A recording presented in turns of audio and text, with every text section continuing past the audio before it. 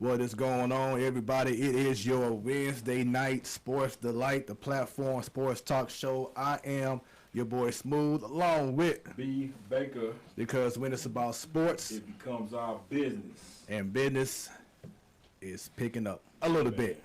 What's going on with you, man? Man, everything good, brother. I feel like I'm echoing right now, though. Let's see, where's it coming from? Yeah. Who was that? Where is that coming from? It might be me. Oh no, that's Marlon. Is it? Oh. Yep. A special guest. He want all the noise. He want all the noise. Man, bringing the noise, bringing the funk. He said he want to be heard right now. My bad. All right. Good, man. Yeah, so once again, and yes, y'all already heard, even though y'all shouldn't be hearing them yet, but y'all already heard a little bit of our special guest. He'll be tuning in not tuning in, but join us very soon in the getaway. But how things going with you, man? Everything good, man. You know what I'm saying? Just trying to stay above ground right now. You know how it is, so everything good. I can't complain, man.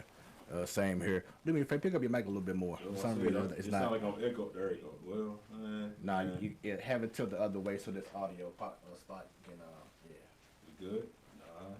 Let's see here. I'm trying to make sure his levels is right, y'all. Give us a minute.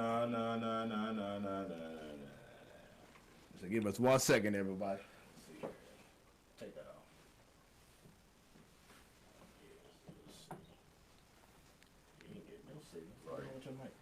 Let's figure out what's going on with this mic, y'all. Give me 1 second here. But you know what? In the meantime, go here and share.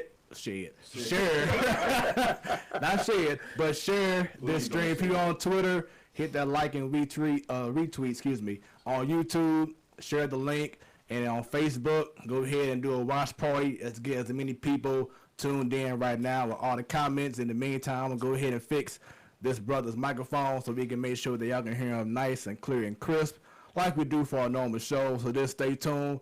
Just 1 second, y'all. We got y'all covered very soon.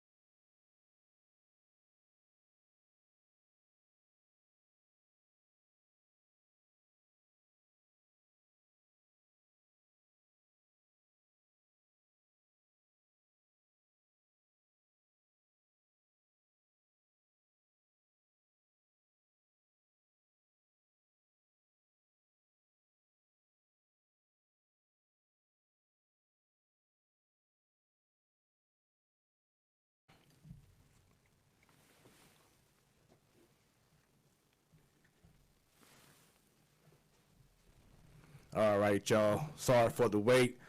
Got everything back in business with the sound. If you hear some wind blowing, that's gonna be B Baker's wind breaker. He got that from back in the 90s, man. Hey, I don't care, man. That hawk outside for whatever reason it may.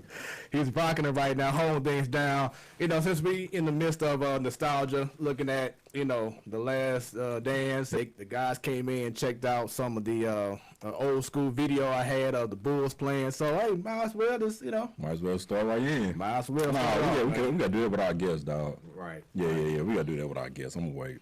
Wait. Of course. Yeah. I got to wait. But, yeah, it's, hey, and you know what? I'm going to just tell you, man, I missed the last two.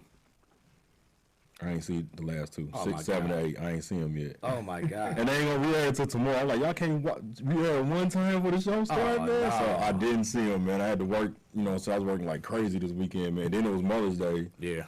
So, you know, I had to go spend time with moms. And even though Mom a Jordan fan, she just kind of wasn't in the mood to be watching basketball. We was doing some other stuff. So, you know, I'll just catch it tomorrow, man. But I heard about it.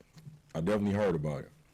You know what I'm saying? So why is this video showing private? Let's see. What's private? Right. Private. What is going on? YouTube. Right. Let's see. Let's go all the way back out. We getting hated on. Right. Things want to just act funny today. Man, we getting hated on. They trying to shut us down. Right.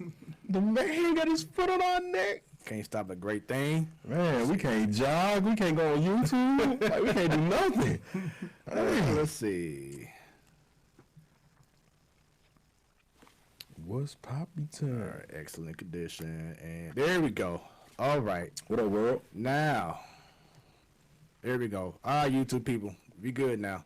Come on in. Party people. I don't know what was going on with that. Right. But we here. Got the viewers. There we go. Yeah. Come on with it. All right, so once again, the platform Sports Talk Show. Once again, I'm your boy Smooth, along with B Baker. Stan isn't here tonight, taking care of a personal matter. Yep. Doing what a best friend should do. You know what I'm saying? Yeah. So, prayers up, Not and bad. hopefully we see him next week. We have once again another great show in store. As you see, we vibing tonight, y'all. That's right. Got We the vibing. We vibing. We got the drinks going. It's gonna be a fun show. Yeah. Last week had an incredible guest. Just keep on having once again. Oh, yeah. Great guests coming through. Ronnie Bond did his thing.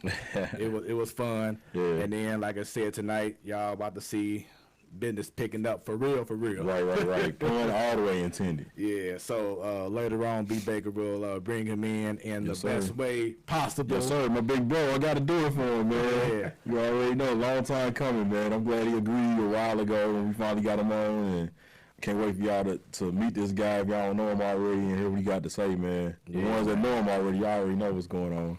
So with that being said, let's start off, with the round table, man. Yeah. The Rams today showed off the new uniforms. Only ones that was efficient was the all blue. Rest of them trash again. And like Stan said, they need to stay away from that white. Yeah, I'm trying to build myself up okay, but then it's Nah, bro. I don't know. So tell me y'all thoughts on the jerseys, and the Falcons have new jerseys. Yeah.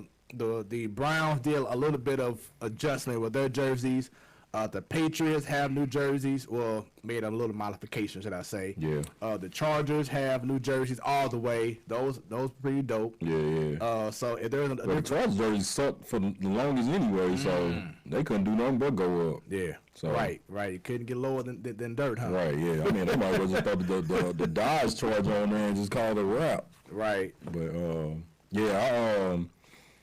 speaking of jersey sales, just it's crazy because Tua's jersey just topped Tom Brady for sales already before the season started. That was crazy. Yep. You know what I'm saying? So I hope he 100% healthy, man. Like, big things coming for him, man. You know, I feel like he'd be good down there, man. But, you know, like I said, we'll see. Do you feel that with Tom Brady gone, this is the end now of the Patriots? No.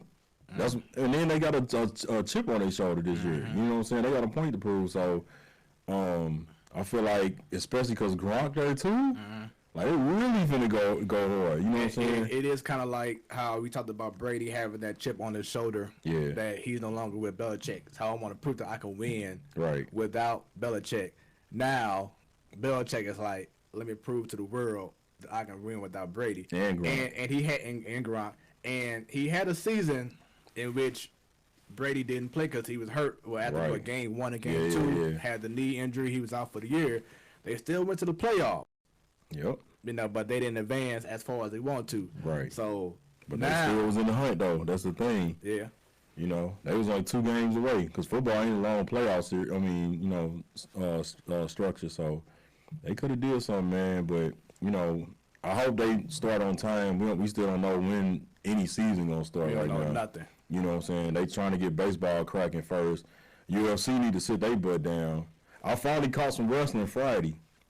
It was weird, man. It's different, huh? Yeah, I tried to watch the what was that one? They had something on the ceiling, like the suitcase on the ceiling. Money in the Bank. Money in the Bank. I watched that, and it's just super weird without no fans back there. Yeah. I thought it was actually one of the Channel 11 wrestling matches because all I heard was the mat.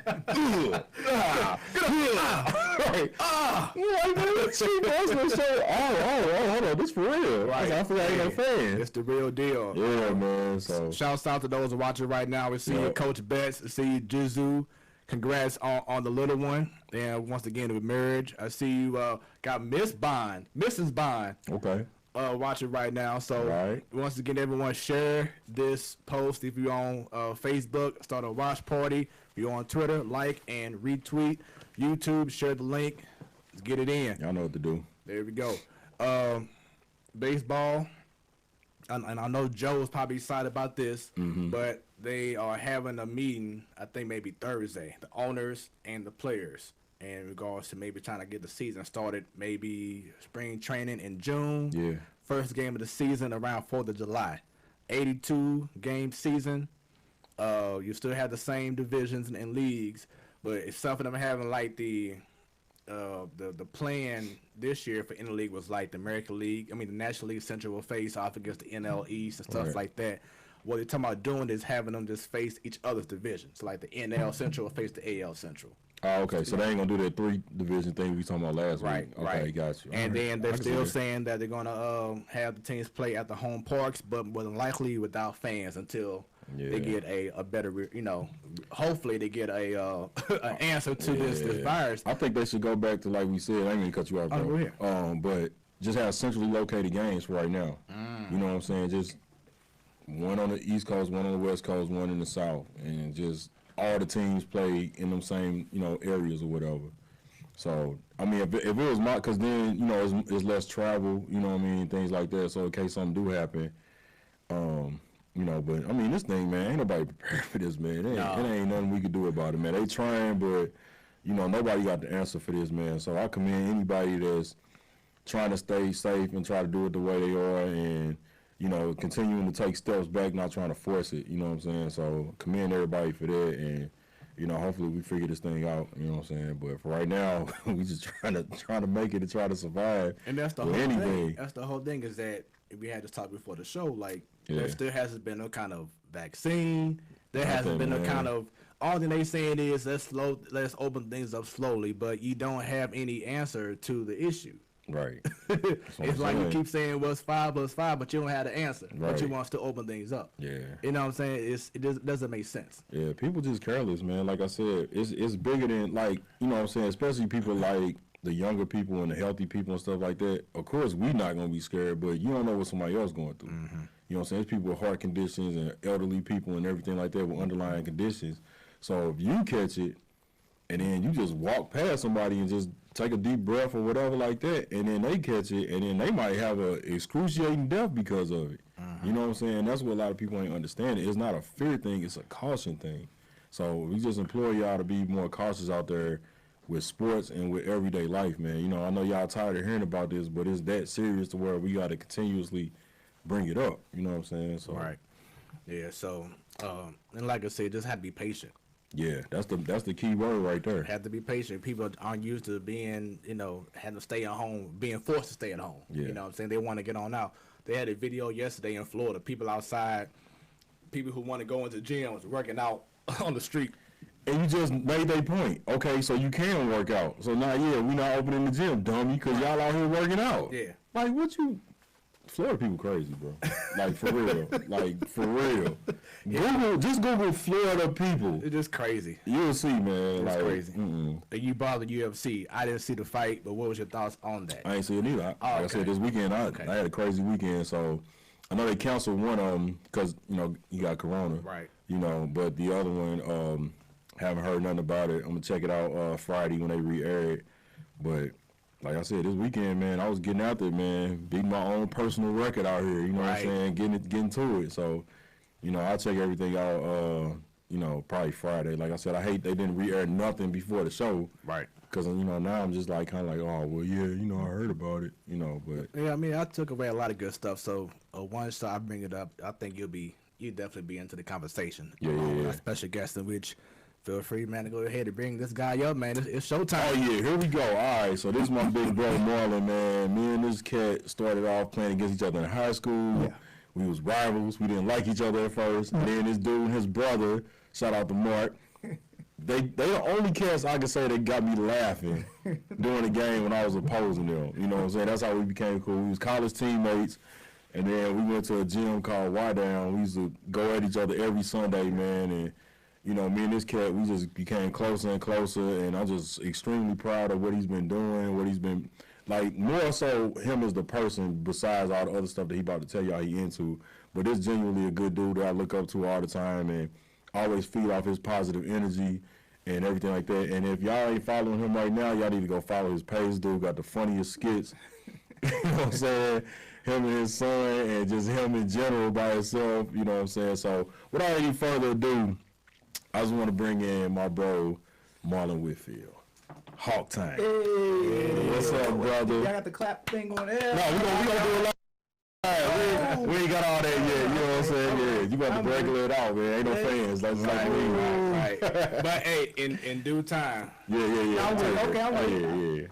Next time you on, we got you. Okay, bet. Yeah, all right. Yeah, you got to come back like 2 or 3 times. We native out here. Let's So, go. you know what I'm saying? We got to break you in today. So it's gonna be, we're gonna make it uncomfortable for you a little bit. You know what I'm saying? I already know, man. That's what I'm saying. So I can't wait, man. But what's going on with you, What's man? happening, man? I'm glad to be here. Wake up, man. We drinking Hennessy. Wake up, man. We're drinking Henny. I'm here for the hookah and Hennessy. Oh, my God. Those two. The VSOP joint, too, man. Straight up. What's up, man? Oh, man, not much, man. You coming with the hat as always, man. Yeah, man. You already know. You know, we got to do a little bit. No, I'm excited to be here, man. I'm proud of y'all for having this show, man. This platform is dope. Yeah. Just opportunity as black people to share what we do. Sir. Yeah. I know y'all have white people, too. So, Shouts out to him, man. Shouts out to him. Love to everybody. Shout out to the man. No, but Right. no, I'm glad to be here, man. Just to talk a little bit about what I do, share this moment with y'all. Yeah. Tonight we drinking on privilege. Hennessy, Okay. because I felt it was a privilege to be here with you, gentlemen. Look at my guy, I man. rehearsed that. I'm telling y'all, look, if y'all got a job interview coming up, you might want to get a pencil and paper all ready for this. Let's go. That's why I said the businessman. He bringing that business to the show, man. Yes, sir. He bringing the business. Man, this how he is for real. The blazer hat, that's how he is all the time. We're going to have fun tonight. Professional. Let's have fun tonight. Yeah, Yes, sir. You already know, man. Let's go. You already know. Man. So just from the jump, man, I just have to ask from the outside looking in, man, how did you and B become friends and just explain your relationship with you and B? I think I dunked on him and he didn't want no more. Like, no, you know what? All cap. No, it just started from being competitive, man, playing basketball and respecting each other's talent. Yeah. So when you hoop, you know what I'm saying, you know people that can hoop. You see them, you like, okay, what's up, man? Like you respect them just as in their ability. So Willie went from there, man, and kicking it on the street, seeing him outside of the court, and just know he was a good dude all the way around, man. So that's how we end up linking up. Like minds, think alike, feel me? Yep. That's good, man. And we had this discussion with previous guests, but how we grew up not liking someone, or or not say not liking someone, Right, but just regards to competitive, just having that competitive, Yeah. Vibe against them, and then growing up and we all doing big things. Right. Yeah. You know what I'm saying? We all doing something positive for the community, just putting our stamp into positivity. You know what I'm saying? And that's what this show is definitely about, is getting that word out and promoting it, man. Because people need to see what's going on. You know, you hear so many different negative stuff, but now you want to bring out the real and also real positive things too, man. So definitely appreciate it, man. We were going to do our 3-year anniversary at your spot. Let everybody know about this venue, man. So we have a hookah and cigar lounge downtown. It's called Glow. It's on 17th and Delmar. Unfortunately, with the my brother called it Corvette. It's actually my brother. That's Kansas City taking over. Sound like Norbit or something. Nah, I'm just messing with him. You know what it is.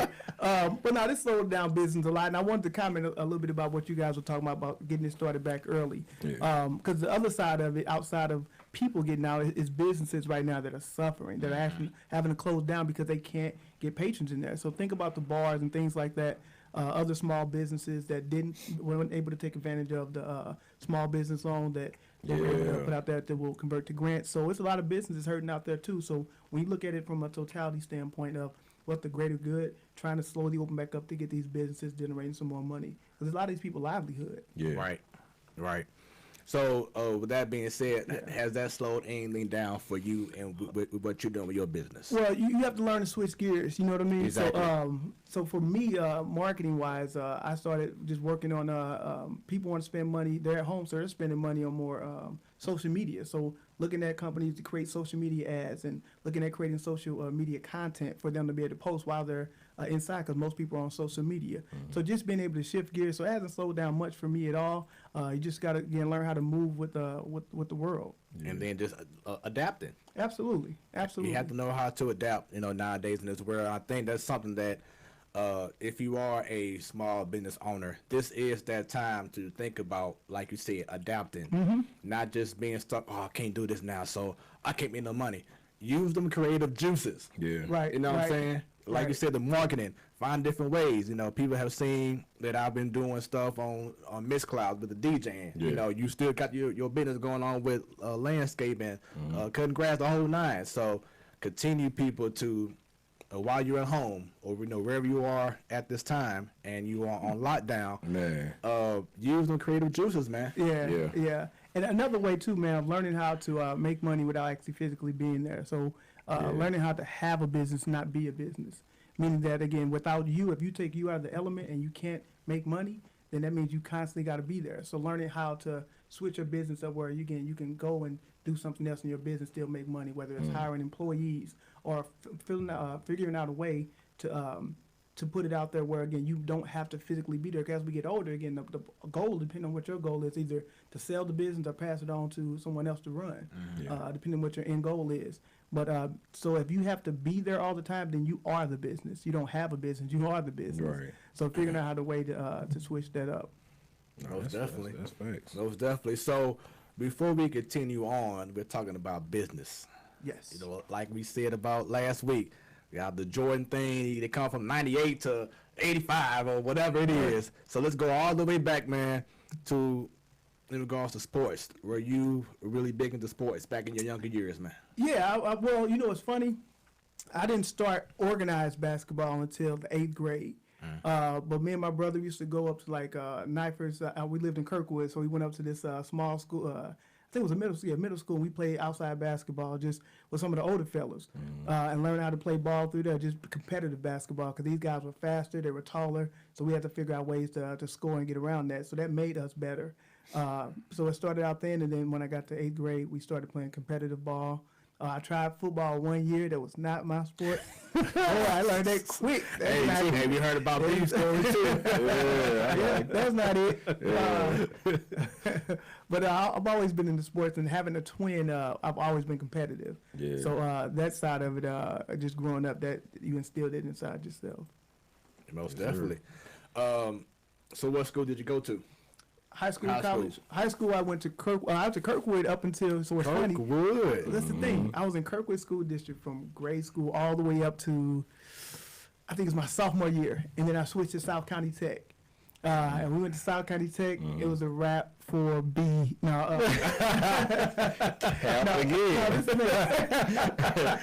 Calvin tonight, man. When I went to South Tech, man, it was just a different world. My brother coming up there. Man, we were in the paper all the time. We actually, my senior year, we were undefeated the whole year. We lost in the district championship, but it was we were always competitive and just running gun. So it was a great time. Yeah, he was a beast, man. Marlon and his brother Mark, defensively, crazy. Like Avery Bradley type. Imagine two Avery Bradley. Okay. Like these dudes on ball defense. We used to call them 94 feet of hell, like Arkansas. Oh, okay. That was these cats. Yeah. So playing against them, especially when we went to Merrimack, that's what really got me like, all right, I can't nobody check me, man. If I can get the ball up against these cats, and like I said, just imagine you got Avery Bradley, right? And you got a twin brother that when he get tired, here come the other one. You know what I'm saying? Like, Bang. you like, man, come on, man. Somebody else bring it up, man. Like, for real, dog. Like, you know what I'm saying? So, you definitely, it definitely helped me out learning how to move the ball instead of dribbling. Yeah. You know what I'm saying? Like, the advanced pass and becoming a better point guard or whatever. And I remember Teron Lou came to our school. Ooh, you can bring that up? Yeah, we're going to bring that up. Okay. Keeping it We thought they was the best defenders we ever seen. This cat locked everybody down. Let's put things in perspective. So listen, we were freshmen. At a JUCO. And he had just finished his 4th year, getting ready to go to the league. And he was just about to get drafted. Yeah, just getting ready to go to the league. So he came up there to play people. So man, I had to put things in perspective. Be not to know. No, at the end of the day, boy, he you knew he was ready for the league. I said that much. It was crazy. He was putting money on half court. Like if y'all score, y'all can get it. Man, like this dude was for real. Yeah, the truth. Yeah, he that guy, man. So y'all won the same year or? No, he a year older than me. Yeah. Okay. 1 year older than me. So yeah, you definitely know about the times of the Jahadi Whites and the Chris Campbell, all that. Yeah. We had a great interview with Coach Ryan Johnson. He played with Larry Hughes and them. Just talking about the good old days of high school. Not saying it's gone now, but just back in the day, it was just something different. Right. We talked about the great times going to the Normandy tournaments, holiday tournaments, man. Go there, it'd be a line from the front door all the way to the freaking parking lot. Be cold, and people didn't care because they knew they getting in. They're gonna have enjoy, great times, man. Yeah. So, just overall, what in regards to you playing at the time defense like you did, was it something that you feel like, okay, well, maybe I wasn't as much of an elite scorer, so let me focus on. Scored too. No, he definitely scored too. We're high energy, man. So if we got the ball, we know if I steal the ball, I don't have to go the whole length of the court to score. So if I get it from the other side of the basket, I'm taking a layup. Yeah. But no, it was just more of a pride thing. Like we took pride in playing defense and telling nobody you can't get past us. And then we would score afterwards. So we would do both. It's just that pride of we're gonna take you on. I'm gonna make you work on the offensive side, and I'm gonna work you on the defensive side. So it kind of remind me of them good old Kentucky days. Yeah. They press, do everything, and then score easy. That's kind of like how my old grade school was. We followed that Kentucky press method. Yeah. So we used to run up teams. Like terrible. Yeah. And that press on. That's hard, bro. And, I ain't trying to be negative on them, but we played them white schools. Back in the day. They couldn't handle that press. Let me tell you, what was the name of the school? We it was before the final. My brother, I don't know if you know the name of the school. I think it was it Bayless? I can't even think of the name of the school. But listen, we were so tough that they coach decided that they were not going to score. So their goal was to keep the ball. The ball. So we were in the zone. Oh yeah, you just could do that back then. And they just stopped. They don't. There was no shot. They used to do it all the time. The V. Yeah, so they stopped and just held the ball. Stay doing it. It's like we were up, so they were just like, "You're not gonna beat us by getting a lot of points on it." So we just gonna hold the ball and take that this. Sound like Bayless. And Bayless and Apple, both of them used to do that, man. I swear. Yeah. We in the same division. That's something I couldn't stand. Well, I ain't gonna say can't stand, but I think it has to change because certain states, like in California, majority of their games they have a shot clock. All states should have some kind of shot clock. Some kind of like game delay, penalty or something. Like after a minute, like come on, y'all. I mean, Floyd used to have his guard stand at half court and just literally just stand there and look at it. If you was in the zone, because it was called four corners. See what I'm saying? I know. I hated that. Anytime we said 4 corners, it's like 2 minutes left in the game. Just pass the ball around until we get open. No, they wouldn't even pass. They would literally stand there and just stare. Hold the ball until someone came to them. Yeah, Then that was crazy. shift it over. Yeah. That was their sign up. We got y'all. We good. We ain't gotta work no more. We had a similar game like that with Hancock, I think it was. But y'all play more 3A schools than we did, like county wise. Yeah. So let me ask you this: what tournaments did y'all actually play in? Sheesh. I can't even remember. Let's see if my brother. I don't know. He probably don't remember either. Mark, wake up, man. We trying to find something out, man. Tune in. He on here talking okay. What up, Mark? I can't even remember what tournaments, man. That's a long time ago. Yeah. Let me step in here and see if it remember. There you go. The Henny gonna pull it out, man. Hey, feel free to let everyone know on the show what the comments are, man, so they can go ahead and chime in with them too, man. Okay. Yeah. All right, let me see. My brother said it was Governor French. You know what's funny? In high school, I shouldn't be talking about this. We played this team called Governor French. So listen. What? Exactly. I think they were 8-year-olds. No, I'm just kidding. But no, they were so small. Yeah. And they had like yarmulkes or something like that. And Oh yeah, we played Yeshiva. They was like that. dude, so we were murdering this. Like it was 50-1 or 2 in the first quarter. My coach said, "Stop stealing the ball. Don't take their ball no more." But we would like, even the pass was so bad they would hit our head. Yeah. We like, don't just let them get it back. Man. Don't touch it.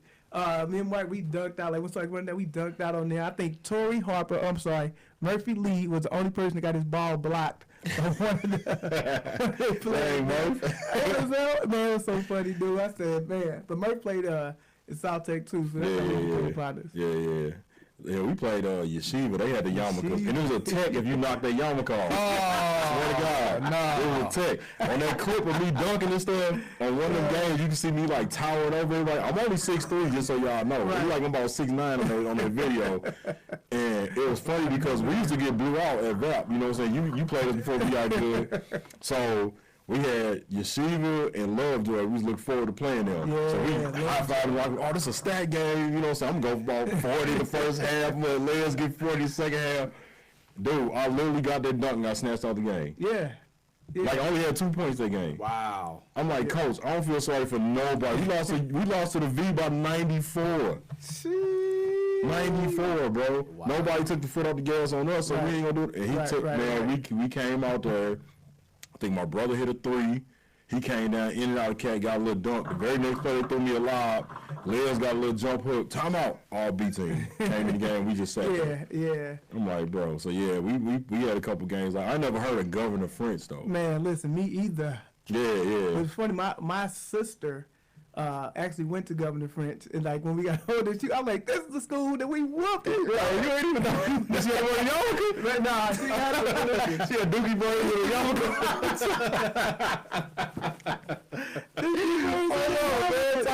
Come on, sis. I need to figure it. That's we gotta find out what really went down in the hallways of Governor French. It was her first year playing basketball ever. She wanted to join the team just because we had playing. So look, so she would come down the court. No, first year playing. So she excited because I'm in the game, right? Yeah. So we get there. She coming down the court. She get to half court. I'm like, shoot it. She throw up a half court shot. Because it's already. My bad, sis. I shouldn't have told that story. Pull it up from half. Pull it up. I listen. It was funny though. No, so I know how to play, but it's just funny to see somebody that don't know how to play for you, like, shoot it. Oh man, we was like that at the girls volleyball game, like when Kanika was here. Yeah. Well, we used to terrorize them at the volleyball game. So I already know, man. We did it at Merrimack. Man, we was working the session stand. I hate to say it, bro. We used to steal all the money out there. Come on, man. I think what's the statute of limitation for theft? Hey, man, they can't do that about that. They ain't gonna work it. I could be kidding right now. Allegedly. What's the statute of limitation? All right. Once again, it's the Platform Sports Talk Show. Thanks for tuning in, y'all. Share this stream with the people. If you're on Facebook, Twitter, YouTube, the whole nine. Share. If you have comments, we got one questions, let's bring them up. Let's go. Tawanda Hall. She said her brothers Thomas and Cornish said, "What's up, Mark?" What's up with it? Yeah. What's happening? That's from Tawanda Hall. Yeah. So, I know the halls, yeah. and then she said enough talking about Florida. Y'all crazy, man. Y'all just crazy. Y'all know what else to say. Y'all crazy. It is what it is. Right. The whole state from Pensacola down to Miami. Y'all just, man. I ain't been to a city in Florida. I'm like, man, what is wrong with y'all, man? Now see, like Missouri people, we're impatient We ghetto. in ghetto, but We either white ghetto or black ghetto. the we Florida ghetto. people, they just crazy. They crazy. I'm talking about, Are we saying St. Louis, Missouri? no, we talking about Missouri. Missouri, crazy. we got ghetto white Missouri, which is like 90% of So Missouri. those Hoosiers or those Yeah. rednecks? What do you call it? That You can call them either one. okay, all right. Call them. Right. Call them. Okay. Right. And then same thing with us. Them. Yeah, because, Kansas City and us. Yeah.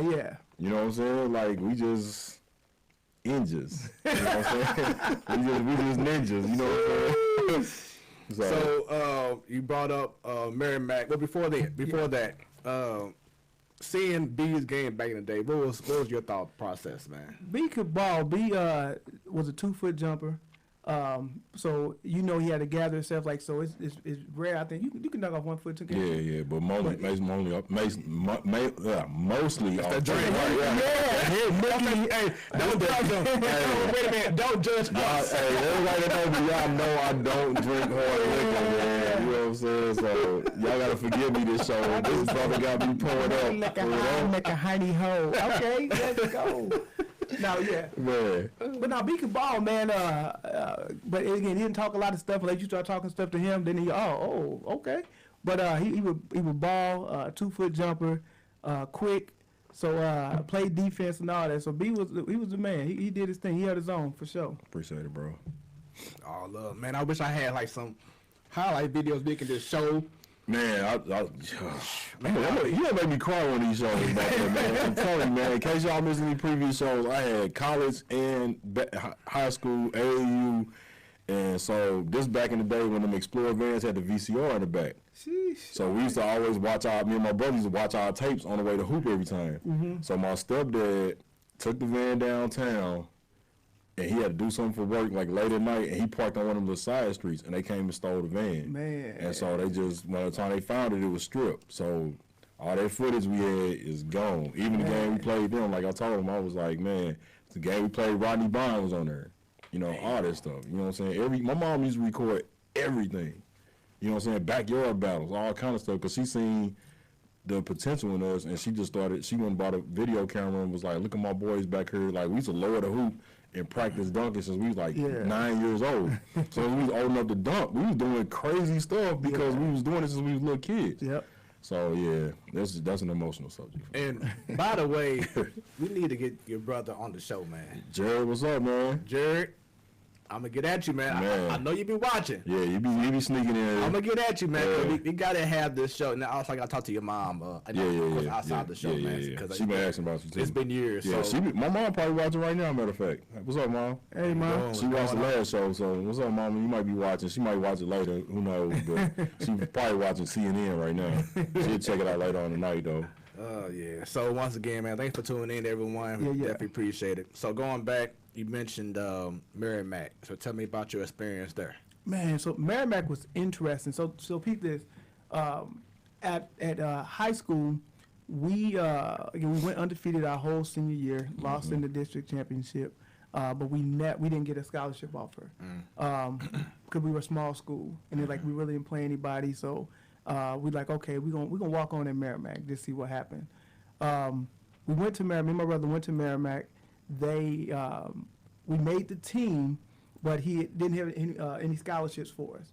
He's like, hey, just get Pell Grant and they'll cover everything. Well, everybody that we wanted to give scholarships to, we already gave them to. And he just redshirt this first year and go from there. We like, all right, you felt a little bit like that. I know I can Slighted, play. yeah. Okay, all right, it's cool. So before the season started, we made the team, so we practiced. And before the season started, 3 of their top players got in trouble, and he pulled their scholarships. And then I'm giving them to me and my brother. So we got to play. So we was going to redshirt, but because they got in trouble, didn't need them, and we ended up playing that year. So we ended up playing, doing really well. And Merrimack first year and second year killed it, went to finals and stuff, and they ended up getting scholarships to go. We ended up going to Abilene University, got a full ride, me and my brother, to go there and play ball. Mm-hmm. And they thing too, man. And just to recap, what position did you play? I played shooting guard. My brother played point guard. Shooting guard. Yeah. Okay. Yeah. And then they had another ill point guard, Sam Estelle, that played the three. Yeah, Sam. Man, that's what made me go there, man. When I seen y'all three on the court, man, I was like, oh yeah, this is a lot. Now I was gonna go to some little school in New Mexico before I came there, man. And they did me the same route, red shirt. Me and Nico, that was on the show, they red shirted us. And man, you talking about battles, dog. Like it really was all about the starters versus the red shirt team. Yeah, yep. Like we used to get it popping up in that mud. I'm talking about, man, you talking about classic battles, man. And then when Terry Laney came over, they just stepped it up even further, man. And you know, Terry was a teammate of BJ. You know what I'm saying? So BJ gonna be on the show, you know, coming up. So he'll be able to tell you more about that because we played against them when BJ Jefferson went to East Central. Yeah. He gonna be on the show coming up too. Is he gonna perform here on the show or no? Nah, man. He might get it, you know what I'm saying? I ain't gonna spoil y'all. I ain't gonna spoil and tell y'all what he actually does, man. BJ, man, that's my guy, man. I wonder if we can get him to do that, though, man. I didn't think about that. I ain't even think about that. That would be your first. Have him come behind the curtain. No, that's not kidding. BJ, the heat on you, dog, bro. Oh man, that will be. Oh, man. I got to think. Oh, man. Never. Yeah. Oh, man. Look, man. I had to take that saxophone off of that one, man. I got to perform with him, dog. Oh, shit. Let's go. I'll definitely bring it up. Oh man. Getting cut. Oh man. I don't know. Hey, I'm definitely I'll put it in my notes. Get ready to perform. Oh man. Hey, I was showing up, BJ, man. You gotta wrap it up, B. No, we gonna don't worry. I know this show gonna be come under the table. Yes, sir. Let the Lord use you. There you go.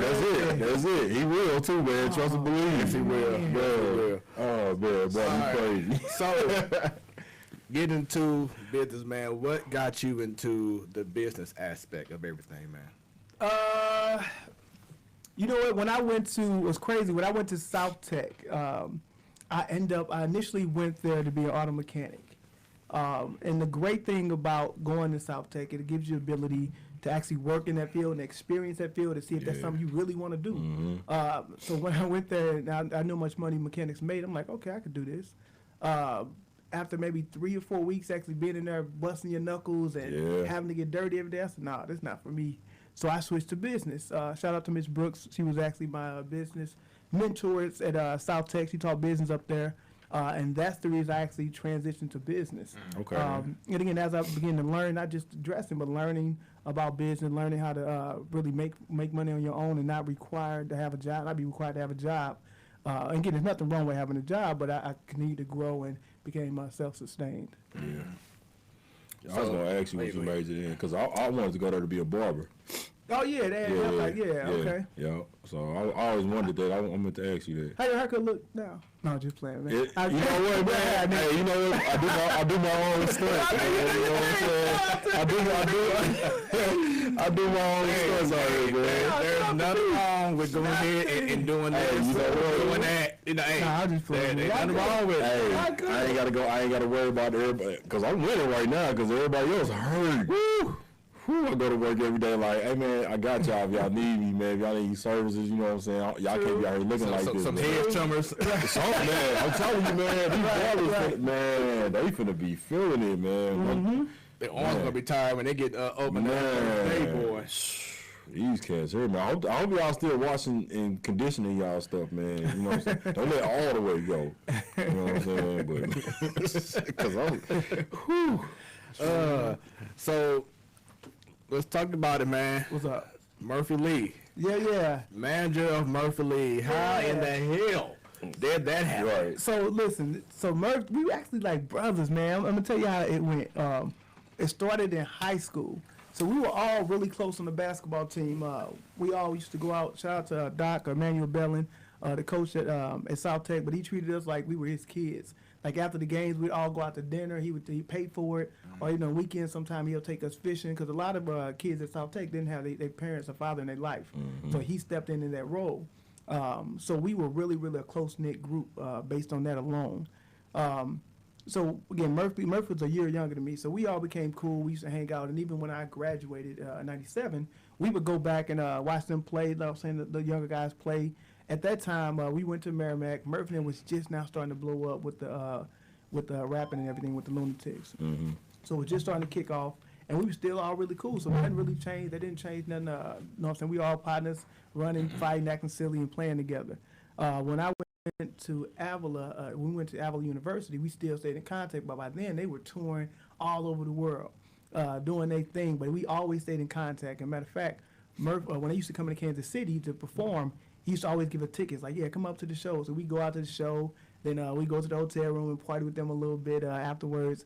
Murph was actually the first person to give me my first VCR. Man, back in the day, we was in college, man, we couldn't afford them. Yeah. Man, I got 4 of these. Here, take this. I'm like, dang. Okay. Right. But we all came cool. So once I graduated from college, I went back and started working. Initially, I worked for T-Mobile as a business-to-business sales rep with a marketing degree. Yeah. Murphy was still doing their thing, and then by then, a couple years after that, he went independent.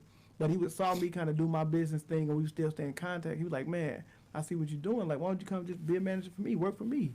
I'm like, okay, and we started a couple business. So we had a T-shirt company that we started. He had a restaurant at the time. We started a wine company. So we're just doing businesses together, and it grew from that. So just managing, being a part of it, trusting each other, making decisions together, marketing and just business strategies, and became real cool. And it's still cool to this day, doing the same thing. Yeah, So when did you decide that you wanted to go ahead and start your own business? So, you know what's crazy, and I shout out to, again, Murphy and them for putting that in, because when he started his business, again, I would work with them. We'd have these strategy meetings, and we talk about different things we could do marketing-wise, and then people would always come to me and lean towards me, like, okay, what do you think about this? What do you think about this? So I'm giving all this free advice. I'm like, you know what? I could probably do this on my own. I got enough people coming and giving this information that, yeah, I can do this on myself. So I went that route and actually started the company. And what's funny, so when I initially started, and it's funny how things work. I was thinking about starting my own company, and a gentleman by the name of Anthony Stewart. If you don't know this guy, he's a great graphic designer. My partner, I had a couple business ventures with him, but he called me one night and like, hey, Marlon, I want you to come check out this place. I'm like, all right, so he cool. So I went down, and it was it was a co-working space, like it was before it was popping for real. Yeah. So I went down there. He's like, man, they got these little offices. You can start your own business and work in here. I just think it's dope. I'm gonna do something here. So I started walking around. Wasn't nobody really in there. I got this vibe, like, man. So I started, just imagine me having my own place. They put your logo up there. This is your business. I was like, forget it. I'm doing it. Next day I went and signed a lease and started. I got my own location downtown and just been booming ever since, man. Never looked back. That's dope, man. That's definitely dope. Man. So pretty much, as you said before, you and Murphy Lee was cool before he started to blow. Oh yeah. So when you start singing, Gotcha. when you start making big in the music business. There you go. Right. Watch your words. This month, like I said, you see, we all got the same kind of day, man. Look, I feel that if Stanley was here, Lord. Oh my God, Lord. But just seeing how he started to get big in the music game, what was your initial thought? Like, man, wait a minute. No, you know what? I was just proud of him because we would be in the lunchroom and they'd be on the table rapping and doing every time, all the time. Like this happened all day long, just boom. And we gonna be on a school bus on the way back from a game, whatever. That's what they did constantly, going to the studio, doing their thing. So to see that actually go somewhere and actually reach the success level they reached was unbelievable. So I was extremely proud of my dude and still humble. You know what I'm saying? Would come back, not the big head where you can't talk to me. None of that stuff. It was funny. All our clothes came from Murphy back in the school. We had all vocal stuff, Timberland, because we wore the same side. He was so much shout out to Yomi, man. Man, shout out to Yomi, Mark. Yeah, vocal was popping, man. Man, Mark, listen, Mark, my brother's so country. Like when he went out of style, my brother's still wearing that style. Like the late football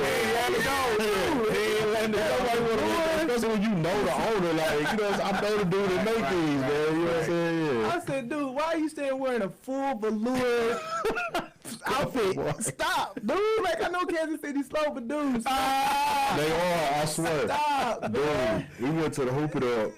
What year was this? It was like 2000. I forgot what year it was. We go in the club, man, and we ain't bring no gear to kick it in. We just went down there to hoop. Yeah. And we go there, we got white t-shirts, like sweatpants. Stuff. They're like, oh, y'all fresh? We like, oh. These cats wearing Eastlands and Saucony's, man. Right. Jay Riggins striped up polo shirts and all kind of stuff, man. Diesels. Yeah, they like it. They still to this day about 5 years behind me. My best friend Shanice lived out there. She always be going live and sending these videos, cracking up like, what year they in? Man, My listen. God. Yeah, man. My brother, man. Yeah, shout out, hey Mark, trying to come on, bro. Like for a little bit, just get back and touch your roots, and then you know what I'm saying. It be funny, dude. Oh man, That's my cat, though. yeah, that's my guy for real, man. But that's funny though, like Kansas City will do that to you. I know some people that moved there and they just started slipping up a little bit. It's like, hey man, what year you in right now? For real, Ain't a time machine. like, come on, man. Right. All right, once again, it's the platform Sports Talk Show. I'm your boy Smooth, along with B Baker. and special guest. Marlon Whitfield. There we go. We're doing big things. Stan isn't here tonight. He's being the best friend. Yeah, So he's doing what best friends do, man. So hopefully right. we'll have him back next week. Thanks for tuning in, y'all. Keep on sharing right now. If y'all have any questions, comments, go ahead and leave it on the page, whether it's on Twitter, YouTube, Facebook. yes sir. We will go ahead and definitely read them questions out loud. Yeah. I want to talk about, and I hope that we can maybe have them eventually on the show. You know, whether it's via phone or whatever it is, man. Definitely, for Definitely sure. get him on. Because I've always been a big supporter of him. I felt like his style was different, you know, than Nelly and Ali, Kiwan, and slow down, you know. Right. Oh, Man, Slow Down was the guy, man. The down king right there, boy. Everybody be sleeping on him, man. But Man, the whole group, man. The thing I used to like about Murph the most is he rap how we talk. yeah. Like, for real. yeah. Like, every word he using is like how we used to talk around the way. You know what I'm saying? One of the cool things that I found out about Murph was, and also with Nelly, was how big they were in regards to sports. Yeah. Oh, yeah, You know, yeah. Nelly said that he could have maybe possibly been playing college baseball, being in the league possibly. Shortstop. And I know Murphy Lee, you know, was huge on at the time when I played a lot softball. Oh, yeah. Because I played down the street over here in Forest Wood, and he played in the league. And I think we was like maybe one game away. Like if his team would have won and our team would have won, we could have played him at that time. So just from your perspective, your thoughts on him as an athlete and being big in sports as he is. No, absolutely. Murph is very competitive. Him and Kiwan, like they're my partners, man, my brothers. So playing softball, they have I think it's called the World, the big softball tournament that they always would do. Even playing with basketball, now he don't have the win that he used to have, but they used to play in the celebrity basketball games all the time. So he tried to play ball. Murphy should have stuck to softball. He can hoop though, man. But no, just he loves sports, man. Yeah. Growing up in U City, again, being competitive, Heman Park right there, you had to come with it. Yeah, You had to you come ain't with lying. it. Come with it. Yeah, Heman Park was a monster, man. I remember, we played in that $10,000 tournament at Forest Park. Was it 9 foot? Was that or? No, it was in Forest Park. Inside Okay. Forest Park. Yeah. I do remember that. Yeah. That mug was lit, man. We was talking about Craig. We gotta get Craig on the show. Man. Yeah. You know, Craig out in Hollywood doing the big, making movies and stuff. But that's dude that made Street Ballers. Okay. So he put a tournament together. The winner get $10,000, and he played. So who you think won? Oh damn. Nah, yeah. But we balled out though, man. We made a little mark out there, man. I remember Murph was like, man, we gotta get this win, dog. You know what I'm saying? He didn't need the bread, he just wanted to win. You know what I'm saying? So competitive. but right. it was like just kind of like an out of nowhere tournament. It's like whoever win get 10 grand. And then I think you know what? Matter of fact, I think Eastside won. Matter of fact, they did win because they said they didn't get 10 grand. They didn't get nowhere near. You crazy? He was like, I gotta pay for the school and I gotta pay the refs and da. I remember that became a thing. Yeah, I just thought about they played in the finals. Yeah, they played in the finals because they beat us. They beat us and went to the finals, man. Shout out to them, man. Eastside, yep. I just thought about that. Yeah, I remember that. But Murph, from what I know, I don't know much about him, but you know, a couple times I ran into him, and then, like I said, with Nelly, my grandfather was the principal of U City when he was there. Yeah. So I used to hear about him all the time. You know what I'm saying? Before, and then you know, my friend Alicia, that's her first cousin, so I seen them a lot of times too. So I've been around both of them, and they both just straight up solid dudes. Is why I made my post earlier about what I said about people hating on Nelly when they talking about Nelly versus St. Ludacris coming up. Yeah. If you prefer Ludacris, that's cool. But why you gotta hate on Nelly in the process? Like, nobody knows us besides knowing him. Like, when you go out the country, when you go to other big cities and stuff, you tell me from St. Louis, they're like, I'm trying to think where that's at. Like, bro, where Nelly from? Oh, yeah, right. Orange, and you know what I'm saying? I'm like, yeah, that, yeah. Right, you know, they had a bigger impact than we'll ever know because we seen them all the time. Right. That's the whole thing. He made he made a lasting impact in regards to what I'm saying. St. Louis and all of them did. And when I was in Cabo, this is a true story. When I was in Cabo, I was in line at TSA. That's the plug right there, yeah. There you go. Yeah, when I was in Cabo. When I was in Cabo, I know you ain't talking. Because if you go drop out, we'd be all day talking about what he did. Cabo, anybody go there. So when I was in Cabo, and I'm just telling you how far this stretches. So I'm in line in Cabo, and this dude was like, yeah, man, you know my favorite song back in the day was, I can't think of the dude that rapping, but it was What the Hook Gonna Be. Oh, no, you know. They just started going. It was like 10 people. I say, it's actually Murphy Lee. Yeah, Murphy Lee, man. Da, da, da, da. I say, yeah. So I gave him my ID to get through. He saw some, oh, no wonder you know. He saw some, ain't that where they from, St. Louis? Now, these cats in Mexico. Yeah. And they know about St. Louis. You know what I'm saying? So that's how far they horizon straight. Yeah, you know what I'm saying?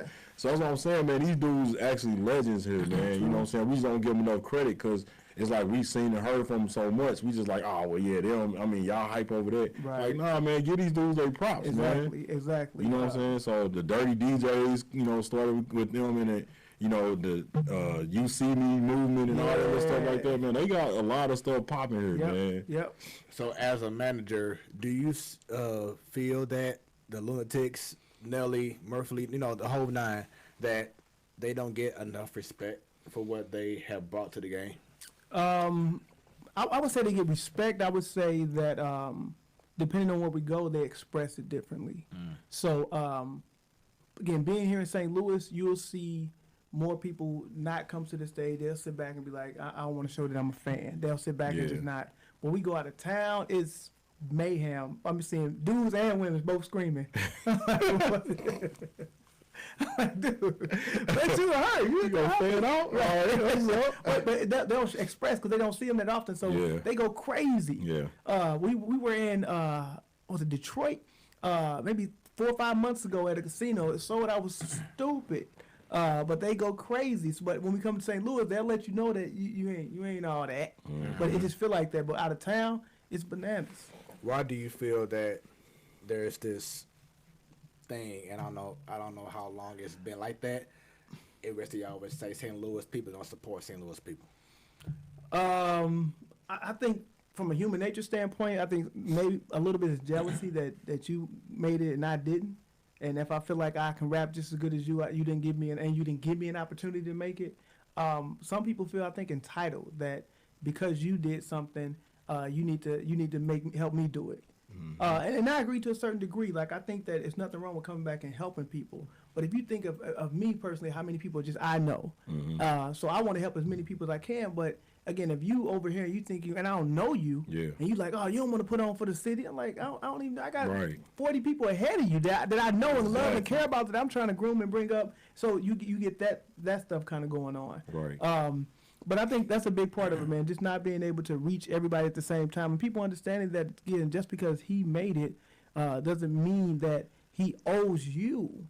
Nelly does a lot to come, and Murph, they'll get back a lot to the community. But even if you don't see it or anything like that, doesn't mean he doesn't care about you. It just means you just wasn't part of that. Exactly. And that's what it is. And I guess people take that show me, from the show me state to the heart. Like, no, show me what, show me this, Yeah. I think that's why people who are from at the ATL, are so different, because it's like, I see you doing your thing. Shoot, let's do this together. Let's make this. They raised like that. You know what I'm saying? Yeah, like let's come together more. Yeah, exactly. And again, you have so many more people that are successful in Atlanta. So many people that are popping and doing their thing. in St. Louis, we don't have that many, so everybody try to gravitate to those 1, 2, or 3 people that's doing something. But there's so many people that's trying to gravitate to them that you can't touch everybody. Yeah. But Atlanta, again, there's so many people that's doing their thing that it's a little bit easier to reach more people. And then I think Atlanta now is more. There are a lot of people that move to Atlanta, not people that's from Atlanta. So when you move there, it's a different vibe. You got a different energy. When you raise there and you see these people all the time, it feels different. Yeah. So it's a different level, amount of respect that you get for them, and so I think all that plays a part into it. Yeah. Deep, man. So let's have a little fun, man. I know that you said on your post, and you said on your post that there could be some funny stories to possibly share. So I'm gonna just sit back and let B start things off. B got a funny story. I'm gonna try to get you to tell your story, and then I'll just add on throughout the stories to bring things up even more if need be. So just tell me, just off the rip, being at a live show with Murphy or with Lunatics, how does it feel to seeing the massive amount of people out there just supporting and waving their hands, just doing I like everything, that question, man. I like when you started with that. I was like, where's he going with this? The amount of fans. Slow it down. So being on the road, like, Here you go. You know, it's a great feeling, and it's funny because as many times as I've heard Murph perform, I'm still a fan. Yeah. Every song come on, I'm still, I'm with it, and the energy from the crowd is the same way. So you get excited about it, and the dope thing about Murph, a lot of times when he performs, he'll go down in the audience. He'll go down and party with the people and dance in a circle and grab somebody and make them feel a part of the show, which it makes a difference. And even after the show, he'll go out, he'll go sign autographs or go down and just talk to people and interact with people, which is crazy. You don't get that often. Yeah, you're a real dude, man. Yeah, That's good. Has there been a point at which you've had to be the deciding factor, like, hey, you should take this and stuff with doing that? You know what? Sometimes fans get overexcited a little bit. Yeah. Where you got to calm them down. So I've had moments again where somebody want to have them listen to this whole CD. I'm like, listen, just give me the CD. I'll take care of it, man. Right. Or I had one guy, he had headphones like you got on. He's like, man, I just want you to hear this, and took it out his ear and said, here, put No. I said, that's not a good idea. But it's stuff like that people get extra excited and want to take, and he's trying to, again, spread the love.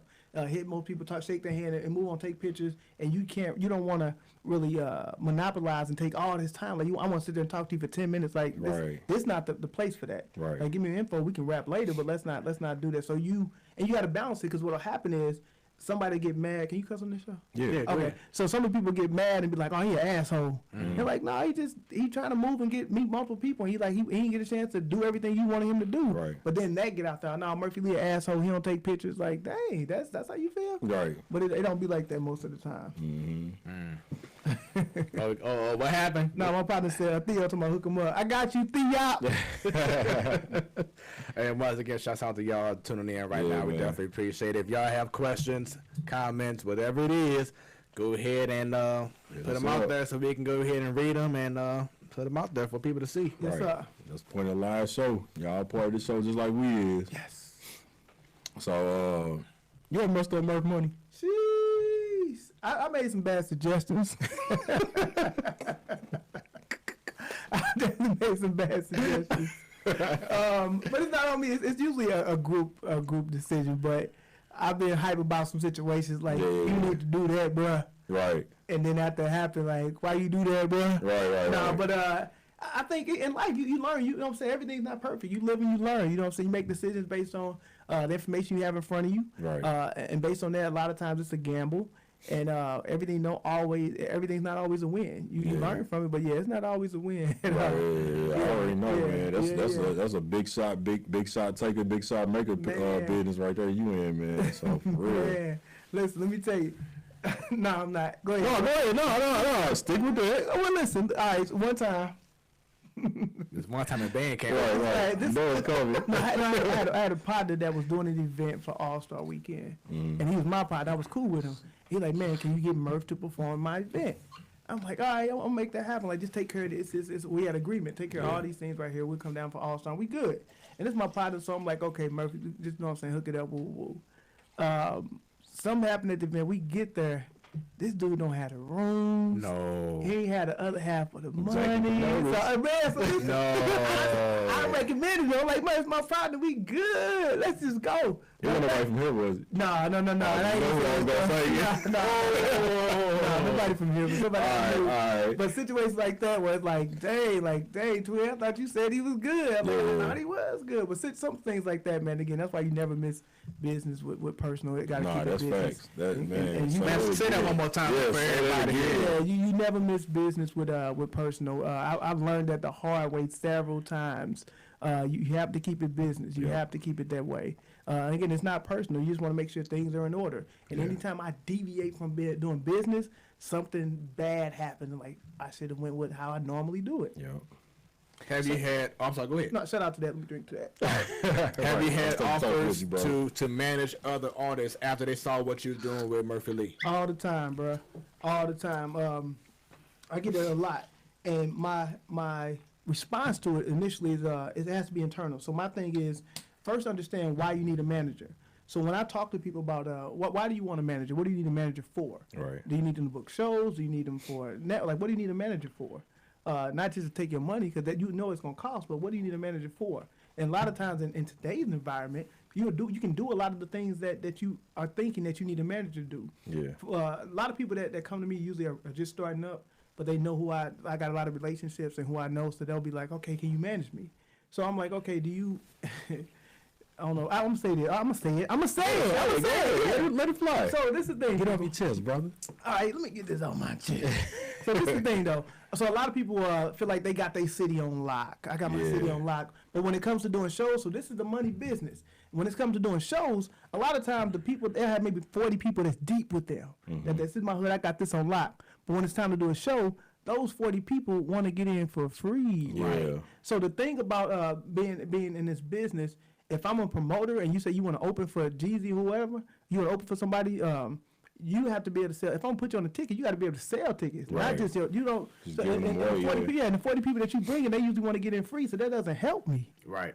So, and even from a record label standpoint, a lot of record labels today are looking for a lot of social media engagement, so they're looking for the demand. They're looking for a sure win. They don't want somebody that's really that's a gamble. They want you to be able to sell 1 million albums by yourself, and all they do is they'll put the machine behind it. So you already got to be popping. You can't be, I can sound, I sing good, I rap good, give me a chance. All those days are gone. Yeah. They're over with because they're not gambling anymore. They like, listen, there's so many sure things out there, so many social media influencers out there that we can get behind, put money behind and make money on. We're not taking those long gambles anymore. So that's what they're looking for. Yeah, and that was going to be one of my questions, like how much of an influence business-wise is social media, and you just kind of addressed it. It's a lot, man. It's a lot. I was even, man, listen, I watched some of the lives, and I guess I can get this away. I was watching some of the lives that are going on right now, like the Erykah Badu and Jill Scott. You watched the T-Pain. And they selling them. And they sell, but the thing is, from a sponsorship, the endorsements. That's what I'm saying, Tidal done picked them up. Man, Tidal do the thing with me. Even like this liquor we drinking right now. Yep. If you can't have T-Pain, if I went to a liquor sponsor and said, hey, I'm going to get T-Pain, there's 700,000 people watching this, I'm going to have him hold up your brand and say, this is what he drink. And you need to pay him X amount of dollars to do that. Like, it's money to be made if you leverage it the right way in today's environment. So social media is a beast. You just got to know how to leverage it. Yeah, that's facts. And one of my favorite podcasts, they sponsored it. Yeah. You know what I'm saying? Yeah. So you have Knucklehead. Yeah, Knucklehead. You know what I'm saying? They got their pictures on the back, Darius Miles and Q Rich. You know what I'm saying? Shout out to them. We played against both of them in high school. They tore us up too. Illinois Warriors, shout out to them. But yeah, so. He got that look in his eyes, man. He got that look. He gonna embarrass you. Okay, ain't gonna be that. No. Because I'm trying not to laugh while I ask you this. This interview is over. Go ahead. SoundCloud rappers. Yeah. Like, how's your relationship with them? So, I don't think there's anything wrong with SoundCloud. That ain't what I asked you. Well, this is the thing. I think it's a part of what you do. Right. So I think there's multiple facets of the business. There's social media, there's the live performances, and then again online you got the SoundCloud and a number of other things. But if you're just strictly on SoundCloud, you losing. Yeah. You losing. You You have ever to. got stalked by one of them? Because they I some do. stalker type dudes, man. Like, they thirsty. All That's the what I time. meant, Like, yeah. get to see that. But no, SoundCloud people the thirstiest people in the world, man. yeah, man. Yeah, so I get that all the time, man. So you roll with it again. I try to be nice and cordial about it. Right. If I have the time to listen, I will, and maybe sometimes get feedback, but Yeah. but not often. But yeah. All right. Yeah, Murphy ever spit a verse for you, and you just kind of was like, Dude, come on, man, wake up. What is this? This ain't Murphy Lee. He did that before. I listen. Like, Murphy, for real? "Like, what? Come on, bro, that ain't it, dog. Like, did you have to fake like you like that? Stay off the weed. Like, bro, that ain't it. Or did you just like, yeah, that was cool. That was cool. Who are you on Murphy Lee? Right. What did you mean by that? No, so we was in Cali, dude. We was in Cali, and he was doing his verse for the song, so everything was cool. And I can't even remember the line, but he said something like a polar bear. So I'm like, what was that? So me and the engineer, we in there. We kind of look at each other. He said, "What did he say?" I said, "Exactly." No, but it just wasn't. I don't think it was a good boy. I didn't understand it. I don't know how it fit in there. But again, Did it stick? Murph is a musical genius. So it's stuck. That's how you can. Yeah, he kept Oh, we it. gotta find this song, Oh, man. man. You gotta tell me after the I'm sure I got in my email somewhere. I said, "What?" But yeah, he meant something maybe just over my head. But yeah, I was like, "What?" Right. Yeah. So who gonna win Nelly versus Ludacris? Ooh, so let's talk about that. Let's get into it. So I saw some numbers. Right. I saw Nelly numbers Pop versus choice, yeah. versus Luda numbers. I'm running with the home team, man. Yeah. I'm running with the home team. I think Nelly, he's been doing it for a long time, and again, I guess it depends on how they structure it. Yeah, that's what I was gonna say too. Yeah. Can he do lunatic stuff, or just got to be Nelly stuff? And can Luda do DPP? No, because what everybody else been doing is whatever they was featured on. Right. So This would be interesting now. But Nelly goes across the board. He got country song. He got stuff that, he got a lot of stuff. He got a huge catalog, man. So I would hand it to Nelly. Yeah. He said Mo to Nelly. Yeah. Everybody know who Dirty Mo is, man. So how is your relationship with Nelly? We cool, man. You know what's funny? Me and what was it, about 6 months ago, me and Nelly sat down and had a conversation because initially before all this stuff happened, we were trying to do a Lunatic 20-year anniversary or whatever. But this stuff hit, so we wasn't able to really pull it off like we wanted to. But we still got some stuff in the work. He's still good people, man. Like ain't no nothing. So we still good. And I understand that because I saw the Murphy Lee BET thing that he had a few months back, or probably months back or a year ago. So he's currently residing in Atlanta. Is that correct? Okay. ATL, shawty. Okay. What made him go ahead and say I'm gonna stay out there? You know what? The vibe in Atlanta is so crazy. Yeah. And we used to be in Atlanta all the time, man, for different shows and things. And so many artists like, man, you need to stay another day because I want to work with you. Or a producer come up like, man, I want you in this video. Can you stay to this day? So we end up staying. We go there for 2 days, end up staying 5 days, just based on the amount of people just want to reach out and do things. Yeah. So it got to a point where Murph like, you know what, man, I need to move to the A because that's where everything is going on. Like, I need to get there. Yeah. Cause he's still good. He dope. I mean, they got a great relationship with Goody Mob, him and CeeLo Green. There's just so many people. David Banner, all them cats. So and that's where they are. So that's the place to be. Yeah, that's what's up, man. Were you on Tip Drill video? Mama, no. No, he was at UMKC. He was out of Kansas City. But we was all in school still. I was in Memphis. I saw it though. You're like, damn, why I got to right now? And see, that's what make this battle better because Tip Drill was because of Ludacris P-popping video. You know what I'm saying? Nelly won up. Man, dude. When I first saw BET Uncut, bro. Let's go. Oh my God, I was dying laughing. I was like, they can't be serious. And then P-Popper came out. And then Tip Drill came out. And then White Girl Coming to My World came out. And it was just like, okay, this the move right here, dog. Like 2 o'clock, it go down on BET. That's it. Stay up. Man, so it was like super competitive, but it was funny because like, I feel like they gonna try to integrate that in this battle that's coming up. They gotta be like the finales. BET Uncut. Man, dude. Man. The Pornhub of the early 2000s. Yeah, man. And you have to pay. Yeah. Right. You got a subscription? Okay. No! just saying. This is on basic cable. Exactly. It was I'm just crazy. saying, you didn't have to worry about no subscription. You just go, you good. Yeah, you just bad. 2 o'clock. Tune in. Whoop. Yeah, Go. that was crazy. I caught it on accident, and I called everybody back at the crib. They're like, "Are you just not getting here?" I'm like, "Bro, I got class, practice. Like, I'm gonna be up this late, man. I was having to get up to use the bathroom and get something to drink. I was turning the TV on, like, what?" After that, I was watching it all the time. Won't he do it? Man. Won't he do it? So I said this earlier that I hope that we can definitely get him on the show. True. So this is something I'm definitely want to ask him when he gets on. But I'm gonna go ahead and ask you when he came out with his first album. You know, he did his thing. I think maybe some people expected bigger and better. Nelly kept on coming out with different albums. Boom, boom, boom. Lunatics only had pretty much one album. What was the main reason to you that he didn't come out with more fire at that time?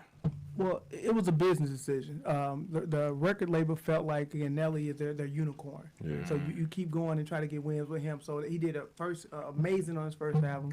Lunatics album did amazing, and then they wanted to go back with Nelly. And he had a decent comeback. His other album after that was decent, but they wanted to keep going back him to get that burn. So that was their main focus out of everything. Even though Murph did great, Lunatics did great, that was their bread and butter. Like, we need to get Nelly back to where he would sell. And again, to do a diamond, to do 10 million. That's again, crazy, man. That's what I said earlier, man. Like, you got to get that man his props for that. Yeah. But it's the gift and the curse. When you're that good, people expect that type of performance. And anything less, you do 5 million after that. Oh, you're not good as your first album. Yeah. Like, how do you? So it was the gift and the curse at the same time. So from a business standpoint, they wanted that type of performance out of Nelly again, and they kept going back with that. And then they were still like, so Ali and Gipp had an album after that. Sure did. Yeah, they had the Kinfolk. And then they, what song was that? They had a Nina Pop type song. Breathe In, Breathe Breathe In. It wasn't even on the album. Yeah. It wasn't even on the It was album. on the soundtrack. I forget what. Yeah, it was on somebody's soundtrack. Yeah, and that was. I was pissed. Yeah, like, come on, bro, y'all was a best miss. song. That was a miss. Yeah. They tripped on that one, man. I remember that album. So it was interesting because again, having a group, you want everybody to kind of get their option to shine, the opportunity to shine. So they went with Ali after that. Then it's supposed to be, I think, either a key one, but they wanted to go back with Nelly since Kinfolk didn't do what they wanted to do. Yeah. But all the time, Murph was still ready to go with his. So it's like, well, let me give Nelly his just due and try to come back. So it just kind of got mixed up in that everybody want their own individual project, and it didn't make it back to him. Did City Sport ever out? Yeah, I mean, he was on Country Grammar stuff, but I don't. I know he's a right fan. I'm talking about like Yeah, he never rap, had it. He was after he got out. He never had. He does like he got mixtapes and things like that, but he never had like the opportunity to do his own his own thing. Okay. So, you know, Nelly and the Lunatics was under Universal. Right. How do you feel about artists being under a label? Should they focus on being under a label or more independent? In today's environment, you can get the exposure that you would get from a record label independently.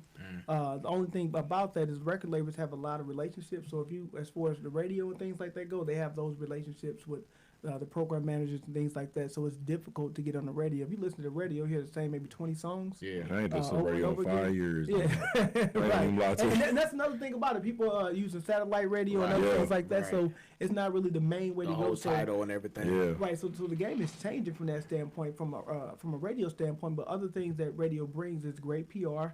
So you have different events. Like Murph had a situation with Champs, where he had an endorsement from them. So they'll bring those type of things. But if you have, again, a great PR person on your team, you can make these things happen on your own, so you don't need a record label. Right. So it's not necessary in today's environment, but I think sometimes people who don't know the ropes, who don't have a relationship, it's a good way to go. So if you was an independent artist, how do you fund the videos then? So what's funny about that is today's environment, Right.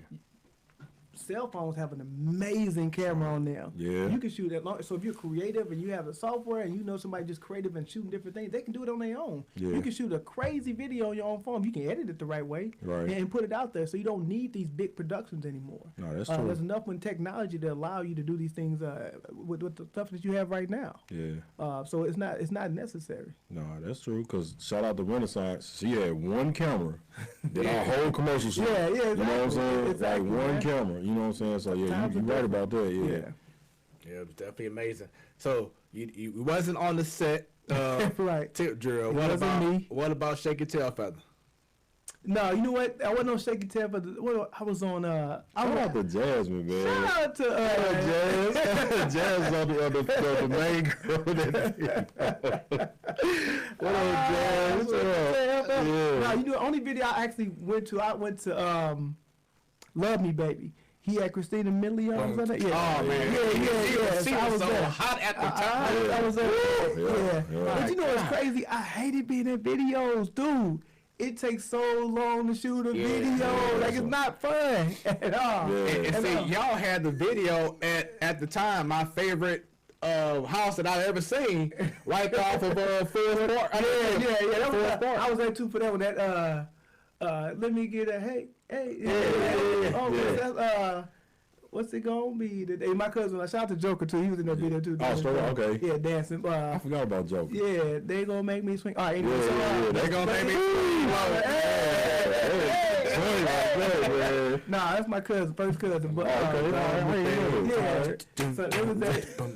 So we was there for that. Get it, Smooth. But man, this video was so long. He was having a little vocal. That was the shit, man. Wait. I need some Kool-Aid. Hey, but my man. Tell them what you mean, man. Hey, that song had too, man. That was the shit right there. That was dope. Yeah, he said you zoomed in on yourself.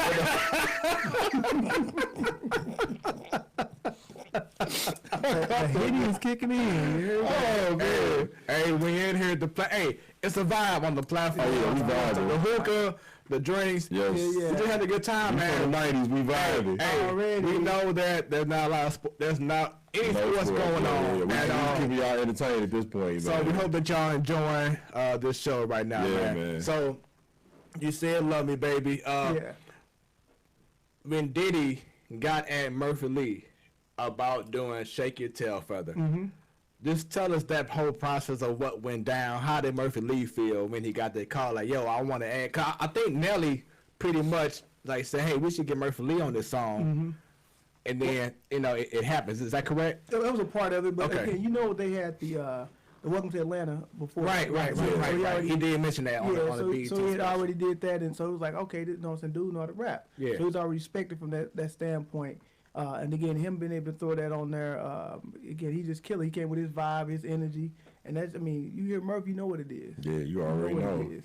So what's up with Hawk Time, man? What Yeah, y'all got going on next, Come man? on, him, man. Right, there you go. How time? Yeah. We doing a few things, man. Shout out to, first of all, Harris Stowe. They're one of my big clients. I've been doing a lot of stuff with them, man. Okay. Hawk Time has allowed me. So Hawk Time is my marketing company. Today in April marked our 5-year anniversary. Okay, congrats. Shout out to that. Congratulations, man. That's We big, got a bro. clap track. I don't have a clap Right, track. we working on it. We working on it. Right. You see my man got to do the hosting and the engineering all at once. man. We building up to it. No, so I've been doing it for 5 years, my own marketing company, man. And again, it's just been beautiful, man. Me working and being able to employ. So it's not just me, man. I got a team. Again, my brother's a part of it.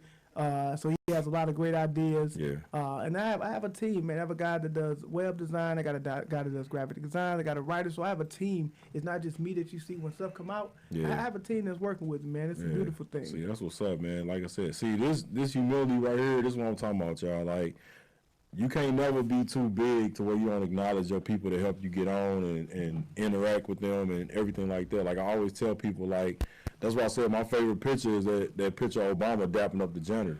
Yeah. You know what I'm saying? Yeah. Like, I hate when people try to act like they so big that they just can't be regular people no more. I feel the same way. When I dap my brother, I feel like I'm Obama and he's a janitor. Yeah. So it's dope, man. Yeah. So he's a janitor. Okay, Okay, I caught that. Okay, Mark. Squeaky man. But it definitely takes a team, man. Of course, I got mentors, man. Kevin Bryant, one of my favorite mentors. Dr. Lance McCarthy. So people that again that Was Kevin do those in Chicago? Kevin, it was in Atlanta. What's my guy that was in Chicago? Dr. Lance McCarthy. Yeah, that's it. Yeah. Dr. Lance McCarthy. Yeah. But Kevin Bryant, man, he helped me with a lot of things. We sit down and talk. So I recommend having a mentor. Yeah. Finding somebody that's successful in the business that you look up to or you want to be able to get information from. And he's a great guy that I rely on. He has a huge production going on called Kingsway, a new development, in the Delmar, not the Delmar Loop, the Central West End area. Okay. So you'll hear a lot more coming from that. But that's my guy, man. Again, I got a lot of mentors. I got one guy. LT Lawrence Tolbert. Okay. He actually, Not Taylor. Right. I was like, loose teeth? Loose teeth? Hey man, little piggy man. Right. On any given Sunday. Lawrence Taylor? Nah, that was a Jamie Foxx show. Right. And this is for y'all. Yeah. Hold on. There we go. Y'all hear that? That sound like water. You water. Right. I'm like, it's right to water. Hold on, man. Nah, you better with that, dog. Nah, that ain't it. Voodoo water, boy. That ain't it. That's hilarious. Nah, that ain't it. Man. We work on that. Yeah. Where was I? No, so mentorship. So I got a couple different mentors. What the hell is That that? definitely ain't it. Right. What kind of police head dude for the couple days to this one? This Pornhub subscription. That's what it sound like. $3.99. Yeah, some cat with a bow tie for the run through it. Like, nah, bro, we out. Nah, I'm vibing out though. Somebody said I was drunk. I ain't drunk yet. Nah, he ain't drunk. I know what he like when he's Hey, drunk. but thank y'all for tuning in once again to the platform Sports Talk Show. Just having a good time. man. Yeah. Like you said, we We vibing, y'all. We vibing. Hey, man, that Kobe jacket. Yeah. That one was legendary, dog. It still is. That one. Oh my So- God. And you know my biggest regret, I ain't mean to cut you off. My biggest regret is we didn't He always say that, but he means it. Nah, cause I'll be in my little talk. I'll be like, oh, shit, I just cut him out. I just tripped out there. I got Cause I try not to be rude, but I get excited when I be trying to say certain stuff. But like, my biggest regret is we ain't take no picture together. Yeah. There was so much going on at the time, man, and I'm just like, you know, my girl was there, man. Yeah. So you talking about All-Star Weekend? This year in Yeah, All-Star Chicago. Weekend. My man hit me up and invited me to Lisa Ray brunch. He got a picture of Lisa Ray. Hey, he was definitely bragging on that pic, boy. He was definitely. Hey, I went full St. Louis, bro. Like, I straight grabbed her, walked down the aisle, like, forget that. Hey, bro. right now you my chick. Yeah, like, you know what I'm saying? You my diamond. Bad. I was bad. I blanked out, man. I blanked out. I blanked What's his out. name? Marvin. Who was on Players Club? Who's the dude who was get dances from? Was that Marvin? Oh, yeah. What you do? Yeah. I always make sure you're home. Right there, man. I had the glasses on and everything, dog. I was like, man. Make sure you get home. That's Oh, man. So this is where you stay. Yeah. I had a quiet ride home. That's funny. Yeah, I got in trouble for that one. So But that jacket, though, like. Oh, yeah. oh yeah, go ahead. So the jacket, it was like, I'm trying to describe it because that one was hard. It was right after Kobe passed, you know what I'm saying? It was All-Star Weekend. Oh wait, I'm sorry. Yeah, there's a comment on YouTube. Oh yeah, I got beat. That's I did get beat. I did get a couple licks when we got back to the car. I'm like, all right, I get it. Right. Hey, it was a moment. Right. Y'all see our faces too? I'm sorry. Like, you gotta, I had to break it all over there. I'm like, imagine you just like, man, look, if it was Jeezy, I would have said that if you was over there. Be like, wait a minute. If you saw Morris Chestnut, how would you feel right now? Right. No, they ain't type. She would have been Jeezy or something like that. I'd have been like, man, I wouldn't even looked over there. I wouldn't even went over there. I'm like, man, go ahead and have fun. I'm be over here holding Her drink. fault? No, I'm just kidding. Right. All right, go ahead. But you know what was funny was I ain't trip off the hat I had on at the time, the title hat. little dude kept following me around. That's why I said I can't even imagine how it is for you, man. This the one time I had this dude follow me around. He thought I worked for Title because I had that long car to get on that Title, and this dude just kept asking me so many questions about Title. Yeah. I'm like, bro, I don't work for. I just bought the hat. Like I do construction for a living. Yeah, me too. And winked at me. I'm like, no, I'm for real, dude. Like, Yeah, wink. yeah, you know, they thinking I'm giving him an alias or something. I'm like, no, I'm for real, man. Like, my man got me in here. I don't have juice. Like, stop kissing up to me, man. I don't have no juice, man. I hate to disappoint you. But yeah, that. First of all, appreciate you inviting us, man. Oh, for sure. You know, you made our weekend, man. Me, her, and Jess went through there and kicked it. You know, you and your lady showed us, you know, a good time. Already. And I'm low key hating on them trying to have these girls trips. They're trying to sneak and get off on us, man. You know what I'm saying? Right. But yeah, that jacket though, man, it was purple, like what was it, snakeskin? Yeah, yeah. Go ahead and describe it, man, because So- like I didn't get a picture of you with it, man. I'm like, Right. man, So I had a jacket made really for Black Mama just to represent Kobe. So it was black leather.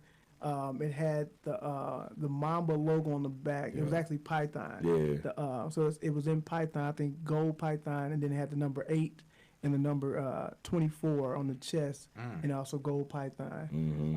But just a slick jacket. I wasn't trying not to wear it too much because the goal was to auction it off. Yeah. But it was just too dope. So I had to Them get old one sick, wear. man. Game changer. Game changer. Yes, sir. Once again, the platform Sports Talk Show. I am your boy Smooth, along with D Baker. and special guest. Marlon Whitfield. There we go. It's been a great show so far. Definitely enjoyed it. I hope y'all been enjoying as well. Keep on getting them shares going. We just talking, we vibing, we having a good time really Yes. right now. So just tell us, you know, you being around Murphy and Nelly and them, you see so many different celebrities, or Yes. so many different artists, man. Just tell me your thoughts of like, have you been starstruck? Has there been that one person you be like, wow, I straight met this dude? Just tell us about how it feels being able to meet so many different people. So I got 2 stories for that. So one, we were in Atlanta for the So Def 20-year reunion. Oh, So we backstage. You got D4L. You got dun, dun, dun. Did you see Ty down there? Who? Ty Dennis. Tyrone. Man, I saw so many people. I don't even. I don't Yeah. even He was trying to get us in there. Oh yeah. Yeah. So we I got a story backstage. for that one too. Uh-oh, man. So who was it? Chris Cross was there. The Brad, Monica, Bow the Wow. Brad, Bow Wow. So one thing when you're in these environments and you part of the end guy, Yeah. team, you gotta act like you belong there. So Right. you can't be taking pictures and getting excited, but inside I'm be a like, fanboy. yeah, Yeah. but you gotta act like, yeah, what's up, man? But you inside screaming like a little boo. So only person I took a picture with, I saw it was Anthony Hamilton. We was backstage. I said, man, I gotta take a picture. I'm a huge fan. Yeah. And took a picture with Anthony Hamilton. But so I try to keep that, like, even though you be super excited, I'll tell you one time, man, we were in Dallas for All-Star Weekend. So this weekend again, this is when they was just tearing things up. And Slim from Loose Cannon, shout out to Slim. Yeah, He love had a Slim. party in Dallas, and it was called. He turned the whole club into Club Dirty NT. So it was about 3,000 people, 3 levels, a stupid club. So we come in, I'm on stage. So imagine, so I'm on stage, Cornelli and all lunatics on stage, and it gets filled with all, like, everybody who's anybody. LeBron James came in. I'm standing next to Snoop, Lil Wayne, Tank, so everybody, and they all going up and rapping. So I'm right here next to Lil Wayne, and I'm like, I really want to take a picture, but this is around the time when taking selfies wasn't cool. Like, you don't do that. So, but those moments you got to keep it cool and kind of play it off. But I'm like, I can't believe It's it. crazy, man. Well, so I got a lot of those stories, man, when you meet people and you really want to take a picture, but you like, dang, I can't even do that because I represent him. I'm supposed to be like, I belong here. So, yeah, those moments, it happens. Yep. Man, that's got to be crazy. I was going to say about that 20th anniversary. I was actually in Atlanta the day before. Oh, My yeah. homeboy Lou had a show in Macon, Georgia.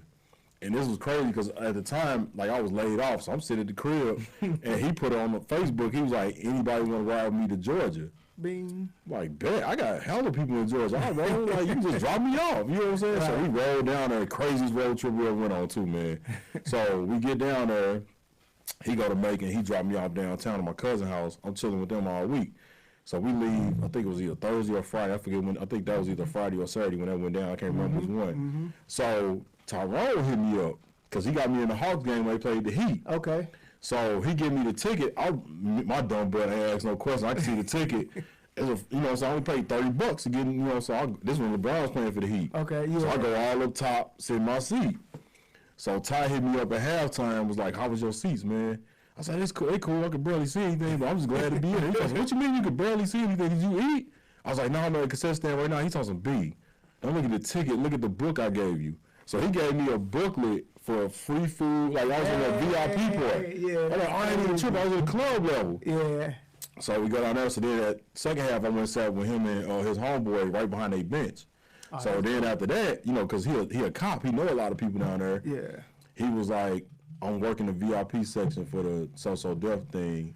Y'all need to stay a couple more days. Yeah. Look, come on, bro. Like, don't pick me up yet, man. Like, leave me down here, man. Right. He like, nah, I gotta get this rental back. Man, I'll pay you the extra. Just now, I'm telling you, you don't know what we finna get down with. Right. So, needless to say, he forced us to come back. Came back. 2 days later, I see Ty posting all these pictures and everything like that. So I was hurt because I know y'all kicked it, man. Already. I know y'all kicked it. So this was before flued out was a thing? Yeah, way before way before. He got flued out, drove out. I got drove out. And then that's what I was going to say. So on the way back, 2 things happened. So first I was pouring down raining, like crazy. Yeah. I couldn't see nothing. It was like driving through a car wash. So I literally got behind a semi-truck and just followed his taillights. If he drove off the cliff, we going with him. Damn. And Lou was like, can you even see? I'm like, yeah, I can see, man, chill out. He went back to sleep. So then we get in Kentucky, and these 2 country girls standing outside, and Lou African, just so you know, like dark as hell African. So I was watching it. So this girl, she was like interested in him. He ain't hear what she said at first. All he heard was her say, oh, and she black, and they black. He like, what's that supposed to mean? Because we black. You know that? He started going on. I say, look, we in Kentucky. True. What's that supposed to mean? I say, get back in the car. I'm going to show you something. So I showed him the Fleece Johnson video, the Booty Warrior, in Kentucky State Pen. I say, keep playing. You're going to be locked up with this cat. And I don't know if y'all familiar with Fleece Johnson, the Booty Warrior, but he got a video on Dateline NBC. They interviewed him. I think it was Bob Costas. And they interviewed him, and he started talking about how important having sex with a man was. Oh no! Yeah, you never heard the story? No. They had a spoof on Boondocks. Oh God! So he said, "Hey, this come with the story." Another plan. So he said, having sex with a man, he said getting booty is more important than water, more important than food. He said, if I see a man, I like him and I want to. Everybody know this story. A lot of people know this story, bro. So when I showed him, Oh my God. this dude's whole mood changed. He just went straight in there, head down. You don't want to get locked up in Kentucky, man. That's all I'm gonna say. Oh my God! Yeah, Period. man. So I know I asked you earlier, but we didn't get more into it. But has there been like a certain person that you met that you was like, wow? Not really, man.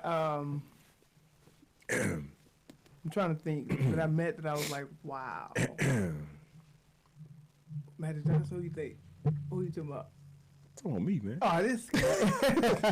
You know what's crazy? We was I did meet Magic Johnson. He was Yeah, that was cool, crazy, man. And it was a luck of the draw, like how it happened. It was so crazy. It just had to be the perfect time. We were in Chicago for All-Star Weekend, and what was crazy, we were catching the Uber from a spot we were staying at to a party or something.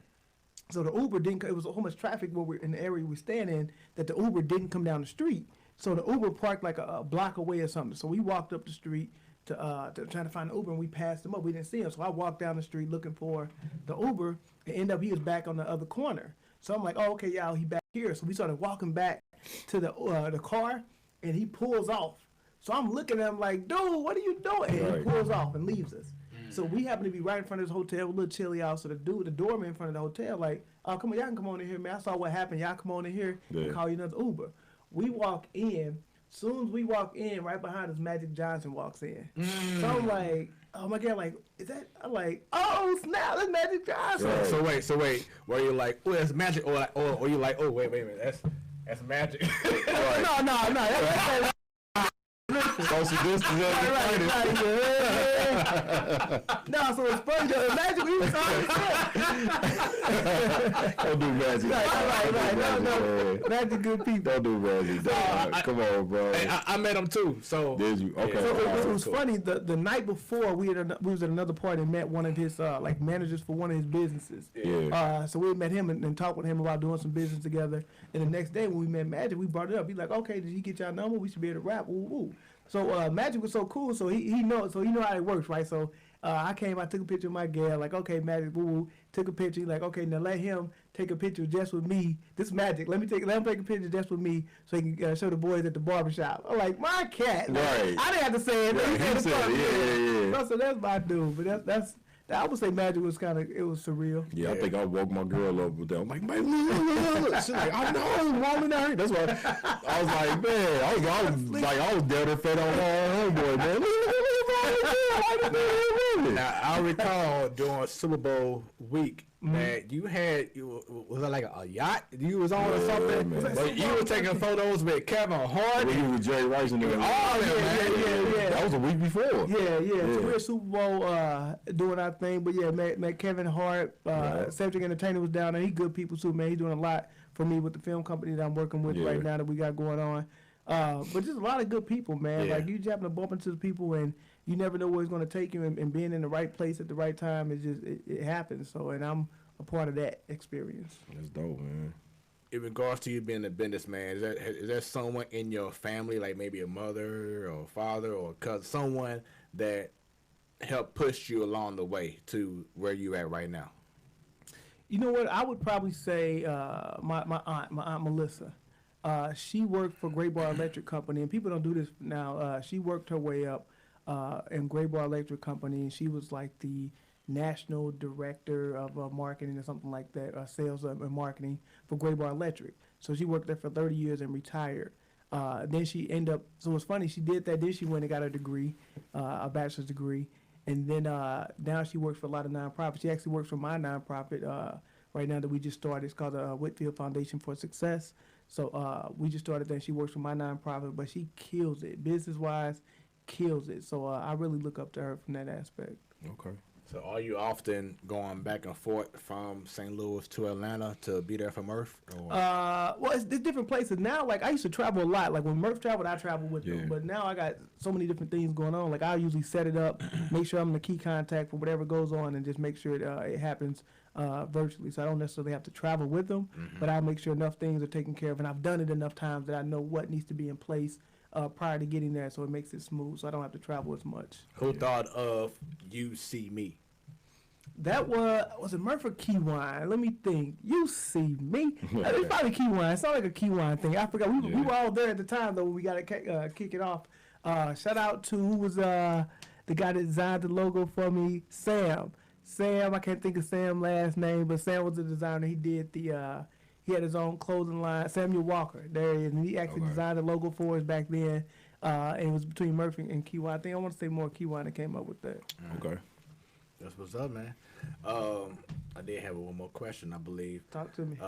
In regards to Murphy Lee, but it'll come back to me Okay. when that time comes. So once again, I hope y'all have been enjoying this show. This has been incredible. We just vibing. man. We just having a nice little chit chat Yes, sir. about everything, man. Everything. We had a little sports, talking about business. So we just doing it up, man. Yeah. Having a great time. Great so content. thank y'all for tuning in. Let's go ahead and talk about The Last Dance. Yes. So I know you said, B, that you I didn't, missed him. you I didn't heard check about it the out. Scott Burrell issue. Yeah, so it was pretty much that Scott Burrell was a good guy, but he didn't have like that dog in him. Yeah. So I see that. Jordan was trying to instill that nasty side in him. Yeah. But Scott Burrell was so nice. You know what I'm saying? He was just so how you doing kind of guy. Same Betty type, yeah. They something him being like that Kevin Garnett dog in him. You know. Man, I don't trust nobody with no mustache. First and foremost. Like you can't be mean without no facial hair. So you know what I'm saying? Yeah. So that was that takeaway. Another takeaway was, and I want to get your opinion on this. All right. But they showed when Jordan left for those 2 years Right. Baseball. for baseball, and Pippen had to be the guy. Yeah. they had success throughout that first season Yeah. until it got to the playoffs. Right. There was a situation in which Phil Jackson Oh, with called the play for Kukoc. Yeah, I remember that. And then he sat out. Pippen was like, man, what the? No, I'm gonna just. I blame both. I'm disappointed in both sides, honestly. Okay. And you know what I'm saying? I could see Pippen's why he was the way he was, but I still feel like he handled it wrong. There you go. You know what I'm saying? Because your whole career, it's always been MJ getting the last shot, no matter what situation we in. You never got that opportunity to say, all right, well, Pippen get a shot off on this one. Like, never got the opportunity. Yeah. Now you the man, and now all of a sudden it's a team game where he got the better matchup, you know what I'm saying, like that. So I get why he was upset with Phil. But at the same time, you don't just sit out of a game. You know what I'm saying? Anything can happen.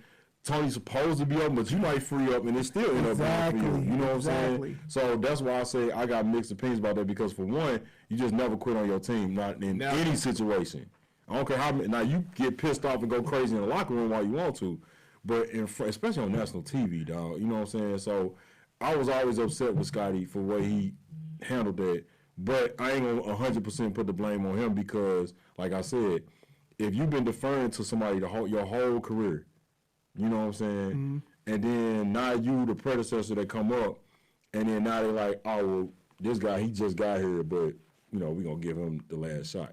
Bro, what? Now, hold up, man.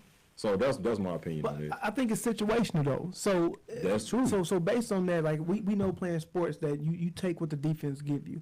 So we can design a play, but you take, if they overreact on one end, you take what the defense gives you. True. So if you're going to be there for the team, Scotty, if you're going to be there for the team, then be there to play to win. At the end of the results, it's about winning the game, right? Right. It's not about who takes the last shot. It's about winning the game and putting the ball in the person's hands that has the highest percentage of, so you look at matchups, not just how many shots you made, but you look at matchups and things like that.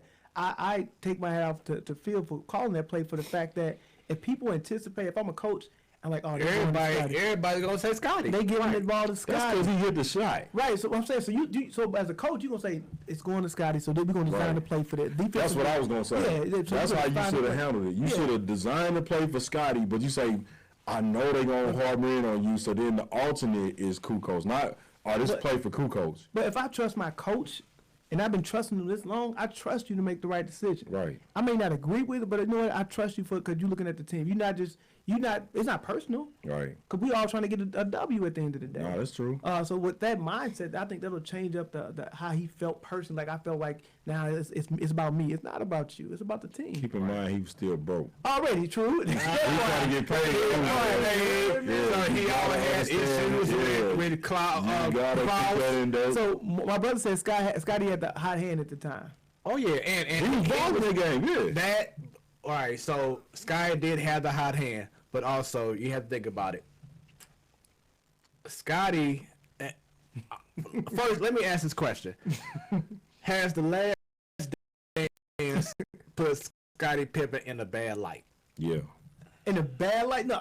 From a business perspective, I completely understand it. You're not getting paid what you worth.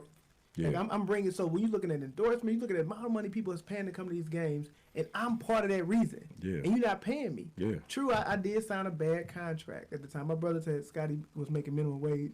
He was, straight up. but the reality of it is, if you appreciate me, then show me that you appreciate me. Right. So right. Let's renegotiate that contract and pay me what I'm worth. That's what I was gonna say. No incentives or nothing, like. But for real? from a business standpoint, you decided you wanted to put yourself in a position and get paid this amount of money, and you excelled in this environment. Right. You happen to excel in this environment, so it is what it is. So if you wasn't being successful, can we take some of that money back? Right. No, we can't. But because you're successful, now you want to make more. Like, so it's a give and take in that situation. Yeah, I feel like Scotty was trying to. I got you. I feel like Scotty was trying to. I think he was trying to win the MVP that year. Mm-hmm. And I think that's the reason why he took it so personal, because if you try to win the MVP, those type of games is what wins you that award. Right. So I think that's why he took it more personal. But like I said before, like your point is dead on. I get what you're saying. Mm-hmm. But like I said, I just feel like, especially the way Phil is, then your thing should be, all right, well, I'm gonna just go ahead and design a play for Scotty, but it's really gonna go to Tony Kukoc. You know what I'm saying? So that's why I feel like they should have went that way. And I agree to a certain extent. I think that again, Bill has experience with these teams, and he's watched game tape, so he did what he does. You know, so he did what Phil Jackson does. Right. And again, if Scotty trusts Phil to do what he do, he's going to allow him to design a play. And even though it feels a certain way, Scotty had his own personal goals. I want to do X, Y, Z, but you do it within the framework of the game. You know what I'm saying? That's you true, do it within the framework when it comes to you don't have to force it. Do it within the framework of what we're working in it. Because if you get something to come out of it, that's what it is. No, that's true. So I look at that aspect of it as well. Right. I mean, like I said, we just will never know the whole story with everything like that. So my thing is, let me get this together real quick. So my thing with that is, my thing with the whole Scottie Pippen thing is, as far as that, like I said, I didn't see the episode. Right, me either. So as far as Phil versus Scotty in that position, I just feel like there's no other way it could have been handled. You know what I mean? As far as that, you know, I was just over there 20 years. I'm learning on the fly. Oh, really?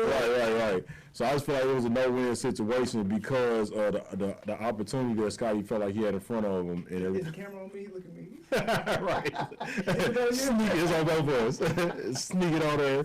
So, but yeah, I missed, like I said, I missed the 2 episodes or whatever, and you know, I really wish I'd had more to say about that because all I know is what y'all just told me. Right. But as far as Scotty being upset, I'm 100% with him. No, not 100%. I ain't gonna say 100%. Okay. I'm 50% with Scotty and 50% with Skip. With Phil. I like Skip. Skip. Jackson. We have a comment from Stacy. She says, "Congrats on your success, Marlon Whitfield. Definitely an inspiration in business." Already, thank you, appreciate that. Yep. So that's definitely dope. So another one, in which I definitely want to get your opinion because I know that you have some views, some tough views on this one. But they brought up the death of Jordan's father, and he was adamant that there was no source, no reason to believe that the death of his father was because of his gambling issues. You was a big proponent in regards to you're kind of questionable that could have been a reason, but there has not been any proof. Right. What is your reason in regards to why you feel that way? And I know you haven't seen, episodes 7 and 8. Right. Because he was definitely adamant that it had nothing to do. Even the writers were saying on that show, on the episode, speculating that it was nothing to do with his gambling. But how do you feel about that now? So did he say why they kidnapped his dad? They just randomly kidnapped his dad for no reason. So all right, so I'm not sure if you know the full story, but they said that he got tired while he was driving away from where he was leaving from, and he pulled over on the side of the road. You have a red. Candy red, expensive Benz or BMW, and they saw it on the side of the road, and that was when he was lost for a week, and I didn't even realize that he was gone for maybe I just forgot. No, it was a while. That he was gone for weeks, like 2 weeks, I believe, and then they found him in the river. So Jordan was very adamant in saying that it was not about any kind of payback from a gambling debt or whatever, but like I said, you feel differently. You did feel differently about that. How do you feel now? Well, because his gambling debts was publicized at the time. He also when his gambling debts was publicized, all of a sudden that came up. Like you said, they saying that this man pulled over on the side of the road. And that's what happened. I'm like, man, if you got that much money and you tired, you can't get a driver, you can't get a bus, you can't get none of that. So you trying to tell me that the key source is that you was driving a cherry red Benz and you decided to pull over because you was tired. So that's already number one. Number two, like you said, he had gambling debts. I feel like they was telling him and they knew that. Because I'm like, okay, if you pull over and you get tired, like, so that's just the source. They supposedly recognized that it was Michael Jordan's dad, and then that's when that went down. But if you trying to get money, why would you kill him? You know what I'm saying? So none of this story, to me, makes sense. I'm not trying to say who guilty and who not guilty. I'm just saying that was my theory on it because back then, like I said, when it first happened, even back then, I think I was like 13 or 14 at the time. I was like, this don't feel right. Yeah. It feel like there's something else to the story. Right. You know what I'm saying? So now as a 40-year-old man, I'm really like, yeah, that don't make no sense. You know what I'm saying? For your dad to end up missing and killed because he was just your dad. Yeah, they probably should have put you on the case, I think. Right. They could have put anybody that think like me on that case and it would be open and shut. Look at you first Right. time looking at me. See, I was gonna sit in the cut looking at him like, really? I can see B being like that one brother on Boys to the Hood. Oh, you one of them treetop niggas. Right, yeah, you one of them. I wouldn't even say that. I was gonna give him that look, made him uncomfortable the whole week of the trials, be like. And I wouldn't say nothing. I wouldn't have had no witnesses. I wouldn't cross-examined nobody. I would have got over like, Your Honor. He about to reopen the case. Right. I would have been like, Your Honor, that's what we going with? Really? I was like, so they kidnapped the man for ransom. Good night, Mom. Didn't get paid, killed him, and it's just over with like that. Like none of this story makes sense. You know what I'm saying? So I just feel like I said it before it started though. I said I can't wait till they bring this part up to see what he got to say about it. Yeah. You know what I'm saying? And then, you know, the way when he retired, it wasn't because of that initially. It was because he was tired of the game. He got bored. You know, like the story ain't even. It's changing. You know what I'm saying? Then you come back. So you don't believe Jordan? No, I don't. Wow. And that's my. Like I said, you got sports me that's a sports fan of people, Right. and then you got me I see people as people who they are what they show you. You know what I'm saying? So can we hear your version of what you think happened? I think Mike owes people some money, and then he was like, "I'll pay y'all when I'm ready." And they're like, "Oh, you think we playing with you?" That's how the mob move. okay. He lucky he didn't get a finger in the mail. Okay. Because that's what usually happens. You know what I'm saying? Allegedly, I seen movies. I ain't know what I'm saying in real life. That's what happened. You know what I'm saying? But I don't know. Like I said, I don't know, so I'm not accusing nobody. That's my theory of it. How you feel about the situation? I don't know, man. I'm kind of torn. There's a lot of more questions than answers. I will say that part. But I wouldn't go out on a limb and say one way or another. Like there's probably a lot more going on in Michael Jordan's life that we don't know about. So Right. the point at Oh, yeah, we gambling, definitely- yeah. right. So the point at gambling say that was it, and that's why it's just hard to say. Yeah. It's hard to say. I like that part when they saw his finger crooked. Oh man, I was like, Y'all know the damn. story behind it? I'm like, damn, Tory Hall, you. Right, yeah. Yeah, so for those of y'all that don't know, Michael Jordan split his finger with a cigar cutter. And I know you know how dangerous that is. So if you pay attention to Michael Jordan, especially in his Wizards years, when he used to shoot, his finger never moved. It was always stuck. He can't bend his finger on his shooting hand. Yeah. So him to still average 20 at 40 with a finger stuck like this.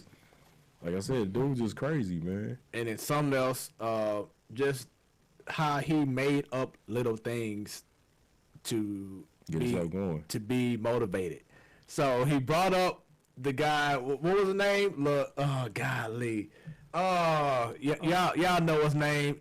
He was a nobody from the Wizards, and he had like 30-some points. Oh yeah. I'm sorry, from the Bullets. Yeah, from the Bullets. Yeah. It was like I can't remember his name. yeah. If y'all know his name, I know the please story, let though. me know. But he was on fire. He was hitting shots crazy. He had like 30 points. Yep. So Yep. Jordan pretty much told his teammates and himself that he told him, "Oh, nice game, Jordan." But crazy how they play back to back. Yeah, right. You know what I'm saying? Right. So then the very next night, How you play the same team 2 nights in a row? I mean, Yeah. I mean, they still doing that the back to back. Yeah. So the next night, back to back, they go to Washington. Yep.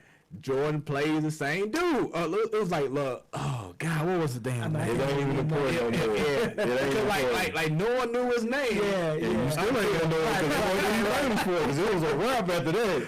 So Jordan had like 30-something points in the first half. He said that I'm going to score or match what he did In the first in the half. full game in the first half. Yep. And Jordan did that, and the dude didn't. He better scored maybe over 12 points. He was out the league after that. But it's just amazing how Jordan So I'm was saying able to that's what makes him find different. motivation any way possible You know what I'm saying? Oh, no, to, definitely. You know what I'm saying? To be how he is. Yeah, you take it personal. You know what I'm saying? So you mentally, you take it personal. You take it as a challenge. Yeah. And that's how he's able to come back. Also, shout out to B for drinking Arbor Mist. He took home. Hey man, don't judge. Hey man, look, I'm sipping for taste, not buzz. I'm not trying. You already got me drinking Hennessy. I wouldn't even. Oh, here we go. LeBradford Smith. Yeah, LeBradford. Yeah. That was his name, LeBradford Smith. So he basically pretty much made up that he said nice game just to motivate himself. So you don't think it happened? Somebody said it actually happened. And he's like, Man, Jordan said no. I don't know, man. I mean, I've seen worse. You seen Shaq had everybody hating David Robinson for a long time, and then he finally told him after he retired that wasn't true. Yeah. He said David Robinson showing him when he was in high school. Do you feel? Because I was watching the Dream Team 2 versus the Select Team, and they were saying that David Robinson was a soft player. Do you agree with that? Nah. not from what I saw. Nah. I can't say that. Not from what I saw. He just wasn't an enforcer like the rest of them cats was. Right. Like he didn't dish out flagrant fouls on the regular. Right. That was it. Yeah. Right. You know what I'm saying? The But Admiral handled his business. yeah, he did. I mean, damn, you the Admiral. Right. It was Mr. Robinson's neighborhood down there. Like he was Right. getting rid of cats down there. You know what I'm Yeah. saying? So no, he wasn't soft, man. That's just see David Robinson, like people think soft is being soft spoken is being soft. Mm-hmm. You know, Or not being outspoken. exactly. Yeah, you know what I'm saying? So, you know, he really never really got into none of that. He never growled at nobody, you know, hang on the rim, show nobody up. And that's what the 90s was about. Mm-hmm. So for him to just kind of quietly and methodically go about his business every night, then nobody call him soft then. Right. They want to wait till now that he retired to say it because they knew better. You know what I'm saying? So, Yeah. Just you know. like your boy from the Spurs. What's your Tim boy? Duncan? Tim Duncan. yeah. He's still a beast down there, but he didn't show a lot of emotion. I Yeah. guess they can call him soft, but he was effective. Yeah, he was Right. a killer. And then last takeaway for me was just about Jordan as a teammate. People were saying that he was too harsh. Like he called Scott Burrell a hoe, a B, all kind of names in practice because he wanted to get him going. Yeah. But every teammate that was on this show was saying that he did what he did. He had to be the bad guy to motivate guys to be better, to be in a championship mentality. Mm-hmm. You know what I'm saying? He didn't care about how you felt about him. It was all about, I want to win a championship. Right. So I have to put you in a position. So if you can't take what I'm saying to you in practice, then how you gonna take it when we go to the playoffs and facing the Knicks No, and the absolutely. Pacers and the Jazz and the Sonics, at that time. So I'll tell you this. So his job was to set the bar as a leader on that team. Right. They look at you as you set the bar. Right. And the same thing happened in business. When you have your own business, you set the bar what you're going to expect or accept what happens in the business. So your employees or whoever you bring in to work with you or for you, they're going to look at you and say, let me see how he worked. And then I'm going to adjust based on that because the most part, they're not going to work as hard as you. But if you set the bar high enough, then maybe you can raise up what they were expecting to do. Yeah. So the same aspect when they go to sports, as a leader, you have to set the tone. You got to run the fastest. You got to be in there the longest. You got to work the hardest. Yeah. Because again, people are not going to try to be necessarily work as hard as you, because you're going to outwork everybody if you want to be a leader. Mm-hmm. But the people that look up to you, they're going to still aspire to meet you at some level. So Right. when Michael Jordan came in, he set that tone and he talking like, oh, okay, we not playing. So it sets the tone for what you expect as a champion. Yeah, it's a fine line between insanity and genius. You know what I'm saying? And that's what it is. Like, some people gonna look at him like he was crazy. Some people gonna look at him like, yeah, he did what he had to do to get done. You know what I'm saying? Yeah. Some of us respect it, some of us didn't like it, but it just all depends on your personnel. You know what I'm saying? They always say KYP, know your personnel. Like, that's part of it. And, you know, like you said, the only thing that matter is the people that was in that locker room with him, and they had to go to war with him. Right. And if all them got something positive to say about it, then who are we to say, well, he handled it wrong, is there, after they are seeing this docu-series, is there a particular player, no matter what sport it is, that you feel will benefit from seeing how Jordan was back in the day, and they may implement that now? That's hard to say, because you don't want to exactly duplicate somebody. I mean, Kobe was the closest thing to it. Right. Yeah. You know, and he did the same thing. They got a video clip of him going off on Nick Young like that. You know what I'm saying? Y'all some bitches, y'all soft, man. I'm tired of, you know, that he walked out of the practice because he felt like they weren't practicing hard enough. Right. So as far as somebody that's in this day and age, I mean, it's hard to say because with sports, you almost can't even be like that because there's so many cameras around, so much social media and everything like that. Right. Like, it'll get out too fast. Back then, it was like limited access. Right. You know what I'm saying? So I'm not sure exactly if that would be able to, somebody be able to get away with that right now. I think that if you look at it from the outside looking in, you take just aspects of or the learnings from behind it. You don't have to do exactly what he did, but understand where his actions come from and the place they come from. So a lot of it's from the passion, having passion for the game. Mm-hmm. Understand we want to win. Yeah. So when you step on this court, again, we're friends outside of this, but when we step on this court, it's about business. Again, you take the same aspect when it comes to your owning your own company. Right. When you step in this office, it's about work. Mm-hmm. So from 9 to 5, if I'm paying you a salary, whatever it is, I need the most out of you. Yeah. So you take those aspects that, again, that it's go time. It's time to be serious. Let's get after it. Because we only get a certain 24 hours in a day. Right. These 8 hours out of the 24 hours, I want you to be serious. Yeah. In practice, those 2 or 3 hours that we have together, you need to take this serious. Right. And I think those things are what you take from and that's personally what I take from what Michael Jordan was doing.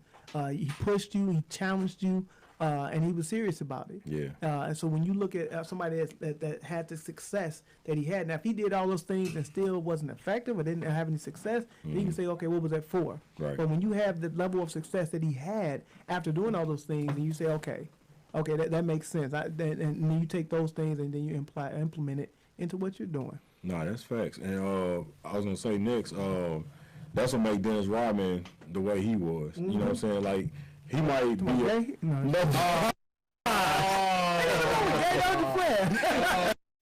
ain't touching that one. Look at that. I ain't touching that one. Even though, you know, throughout the whole docuseries, he has not complained one time about playing with them. You know, playing with Jordan. Right. Yeah. So, but like I said, he never wavered from being that intense and then serious and all that stuff. Like, his off the court stuff was crazy. Right. But when it came to practice and everything like that competitive nature never wavered with him. True. And so that's what make them rare as they are. You know what I mean? So, like I said, this docuseries needed to come out. Right. Like, it just needed to. You know what I mean? And it's going to springboard a lot of other ones that's going to come up after this. But to answer your question, I just can't single-handedly think of somebody off the top of my head that could hold that mantle. I think about, like, Giannis. I just feel like he has that kind of mentality that, you know, he don't care. But he's not mean enough to go at his teammates? Yeah. Nah. They wrestling and kicking it and all this stuff in the heart. Like, come on, man. I mean, but that's ways to hype. You know, like we had the conversation about Dwight Howard and how he was doing the whole camera thing.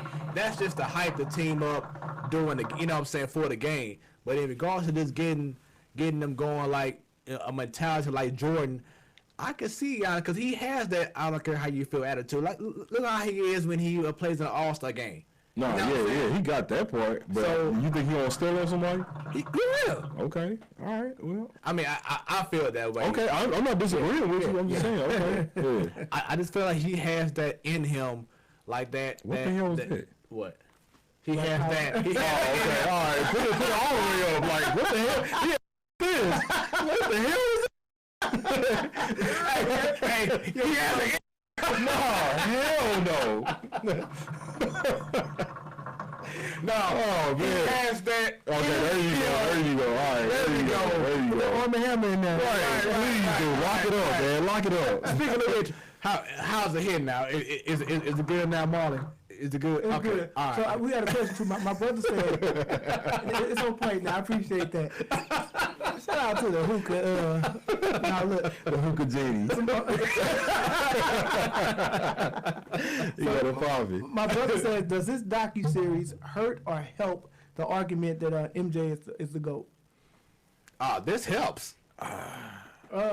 It depends on how you look at it. It's the same. I mean, it could be like you said. It could be people that hate it. It could be people that love it. The people that love it even more. the people that hate it got start to point it like, see, you know Man, what and to That's those, 'cause we to biased, those though. people, I'ma say you're sensitive. Oh, we the most sensitive generation Yes. of all time right now. So that's yeah. why I'm saying to those people who feel that way, yes, you Yeah. are sensitive. You don't want people to be all in your, whatever it is. You're sensitive. Yeah, I mean, you know where I'm gonna go with this, but like I said, I'm just trying to play devil's advocate and say that I can understand why people would say, oh, well, see, you know what I'm saying? That I wouldn't like that if da. So I'm just being fair when I'm saying what I'm saying, Okay. but you know what side I'm on. So with that being said, if you were a teammate of Jordan and he treated you like Kerr or like Burrell, in which Kerr, couldn't have. in which, He couldn't have because it wouldn't have been necessary. okay, You know what I'm saying? Like, we never needed nobody to get us going like Right, that. right. You know what I'm saying? It was never a day off, you know what I'm saying, type thing like that. Right. Only person I could say that had a situation like that was when me and Nico got into it like that before. Mm-hmm. And we became closer because of it. Like, we about to fight because I came to practice and I was upset that I wasn't going to start. He had me on actually on the third unit. He's like, you don't practice hard, you know, and I don't care how good you are, if you don't practice hard and do my system, you're not going to play. And I was like, well, bump this system then, forget y'all. So when we were in practice, I'm taking everybody one-on-one just to show that I could hoop, but I wasn't playing team ball. Yeah. And Nico was like, I was guarding Nico, and he just kind of threw the ball down like, man, what's up with you, dog? You know what I'm saying? And we was about to throw blows, like, right there in the middle of the court. Yeah. A couple people broke it up, but I respected what because he wanted to win. And he like, I ain't got time for your ego right now. You know what I'm saying? We trying to win. You my boy, but bump that. We trying to win. If you going to be like that, you can roll. Right. You know what I'm saying? So I know for a fact that type of person would fire me up more than it hurt me. Because I've been through that before with a couple people. Now, I can understand why other people wouldn't take to it, but everybody not the same. And that's the thing about it. You can't treat everybody the same. Right. You know what I'm saying? That's why Phil Jackson, like I said, he get more credit. I think Phil Jackson legacy is going up to me. oh yeah, has You know what I'm to. saying? Wait, Because so now not you, serious? Okay. yeah, because you seeing a lot of behind the scenes stuff that he had to deal with Yeah. and manage. And how he dealt with it. And Right. how he dealt with it and never got out there. Yeah. Like, that's the thing about this thing Yeah. is, like I told him on the previous show, man, I done watched everything the Bulls ever had. Every home video, every clip, every video, anything. Yeah. A lot of this stuff I never knew was going on. Right. And that's credit to them keeping it in-house. You know what I'm saying? So that's who legacy to me goes up more than anybody is Phil Jackson with what he had to handle and keep it in-house and make sure they kept winning and kept that at bay. Yeah. You know what I'm saying? So, Yeah. True. but Ask your brother, or he probably listening right now. Yeah. How would he have felt being a teammate of Michael Jordan if he was? You know what? And again, being a twin, we think alike. No, but you know what? I think we would have used that motivation because somebody's that fired up and willing to go that hard for the team. Because Yeah. again, we know the ultimate goal. It's coming from a place of love. It's not coming from I hate you and I don't want you Exactly. to succeed. It's Nah, coming from a personally. place of everybody. Come on, step it up. Right. So you know where it's coming from. It's different. You know what I'm saying? So I think again, with that in mind, that this is coming from a place that you want us to be better.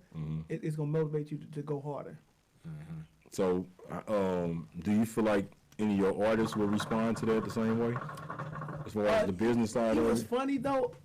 Artistry is a sensitive subject. Like Yeah. Because I'm people- sensitive about my shit. Yeah. Exactly. That's their baby. So That's their art. your creativity, you take it personal. That's your own personal of music. It's on your own personal idea of what it looks like, what it sounds like. So if you critique it in a certain way, I think it feels a certain way, like because it's personal. You know what I'm saying? So it's a little bit different, and you have to be selective on how you approach that, how you approach feedback. Right.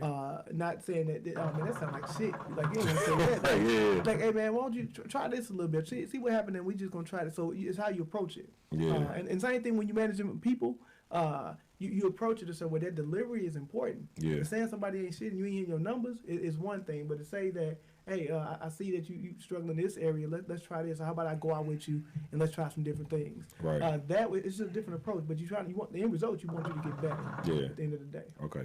So, did you follow or watch the show Empire? Yeah. So, how much of what you saw in Empire, did it really was it really a true story about everything that they've been going through compared to what you have gone through? That's a great question. What aspect though? So handling business, handling a company, or in regards to handling certain artists. To a certain degree, again, artists are sometimes sensitive, so giving them feedback on what you feel like they should do compared to what they feel like they should do, you always have that battle. Also understanding how to balance how much do I give you of myself. Yeah. You know what I mean? So one side of it is you have to be, if you want to get endorsements and things like that, you got to walk a fine line. If you look at, for instance, I watching Kevin Hart, don't F this up. Yeah. And you have to, if you want to be able to be marketable, you want to build your brand and have your brand in a certain light to be able to align with certain other brands, you have to walk down a certain path. So everything in your life you can't show. You just show a certain side of you. So with social media, the thing was people having so many cameras out and anywhere you go, like cameras always on you. Man, that's crazy. It's always on you. So you can be having dinner outside and people watch you and you get in an argument with your girl, that's it. Yeah. Right? Now you losing endorsements and all those Look things. at Earl Clark, man. I mean, Yeah, so damn. So things like that, man, you always have to be aware of that. And I always tell like my people in Murphy, he already know for being years, being that you always on stage. We say that you always on stage. Yeah. No matter where you are always on stage. So you got to perform accordingly, so you can align yourself again. Somebody want to say, "Oh, I saw these things. And I see you in a certain light. Now I want to give you this type of endorsement." So again, when you look at Empire, you have some people in the business that are snakes that look at business a certain way. That I'm getting everything I want to get out of it. And I'm cutting throats and I'm doing whatever I need to do to make it happen. So you do have those people. They come from the old school way of thinking and they don't care. They get what they want to get. But again, a person like myself, I believe in building relationships. I believe in longevity. I believe in karma. So the things that I do and how I do business is a little bit different than those guys. So I hope that answers your question. Has there been a time in which Murph went to a show and just felt unmotivated and you had to like push him up? Like, come on, man, this is what you live for.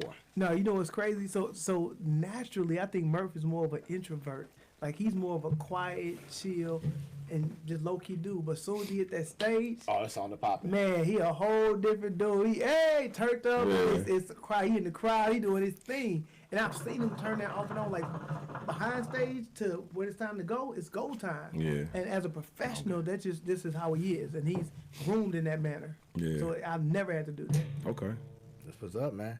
So once again, this is the Platform Sports Talk Show. Another great show that we have had, man. Definitely appreciate Marlon for coming man. on. For sure. We definitely hope to be able to have our show once things are opened up and everything, and after they have hopefully a vaccine or something, we can definitely go to your venue and have a show from there.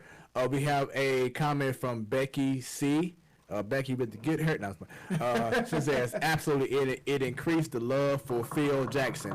Hands down, one of the best coaches. True. Of course, Jordan is the GOAT and will always be.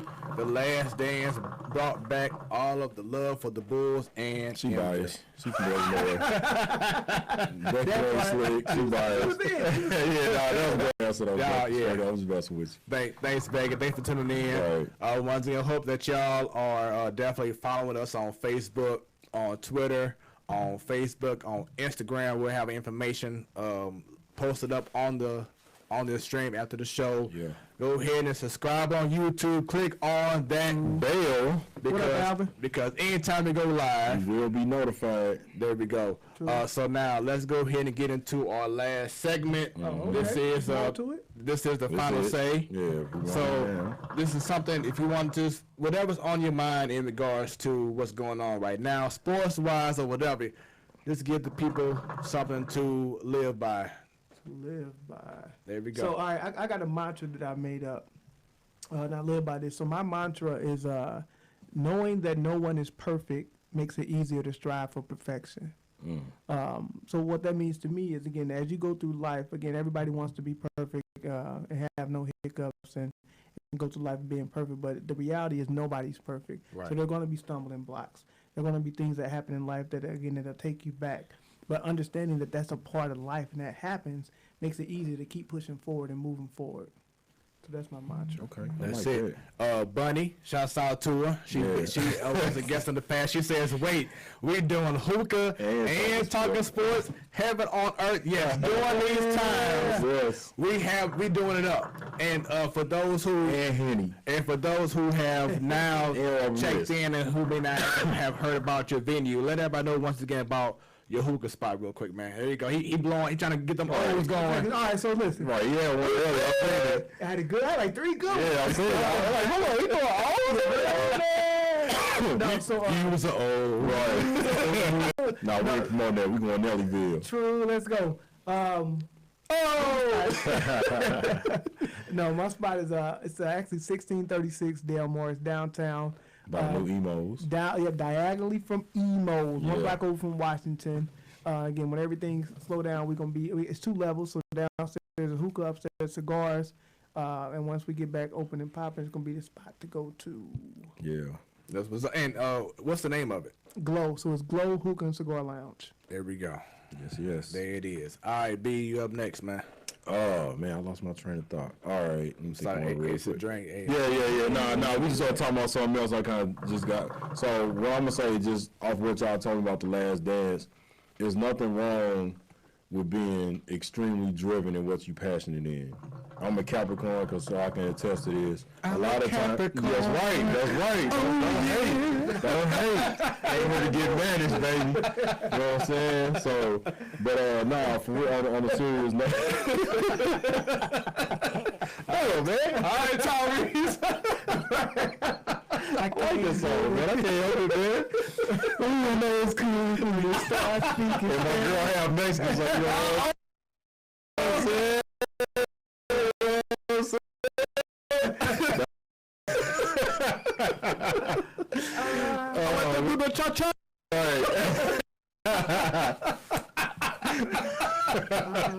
Nah, but man, ain't nothing wrong with being extremely driven in what you passionate in, man. A lot of people confuse anger with passion. Sometimes you're just so passionate in something, you come off as angry or upset, or you know, as like Marla said, as an asshole.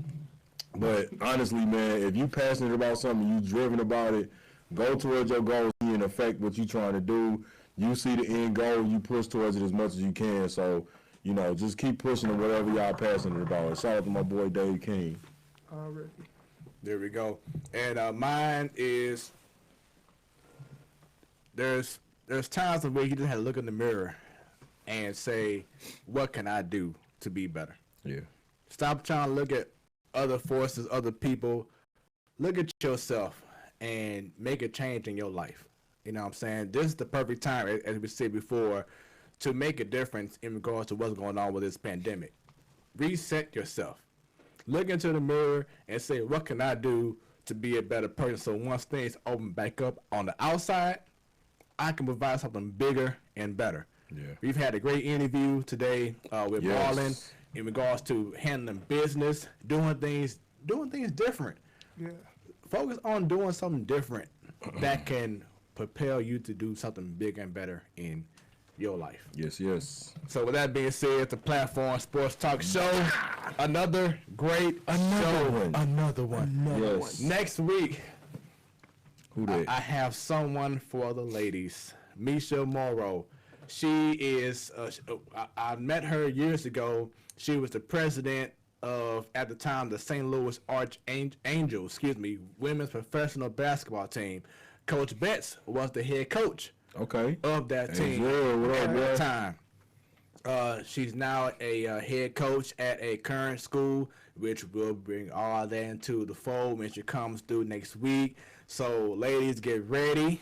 And we have once again a great show. Misha Morrow is going to be outstanding. She's doing very big things for the Lou.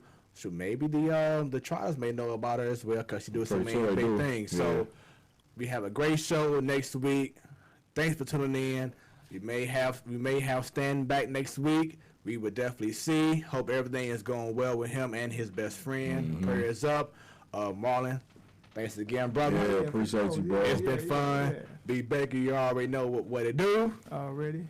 We keep making it happen, man. I don't know what's going on, but it's working. Hey, and we definitely appreciate y'all because we know there's nothing going on in regards to sports. I know we had the wrestling and UFC, but we don't have our regular sports going on. But y'all still are tuned in. Y'all still are tuned in to what we got going on, and this is making us better. Yeah. So definitely follow us on YouTube. Subscribe, click on that bell, because anytime they go live, you will be notified. Follow us on Twitter, on Facebook, Instagram, the whole nine. The show is definitely off the chain. We have a lot of great interviews. Yeah. So just take some time out, check out all our past shows, the archives, and just enjoy it. And we look forward to seeing y'all next week, because when it's about sports, it becomes our business. And business just picked up. We out of here. Y'all have a good one. Peace out. Stay blessed.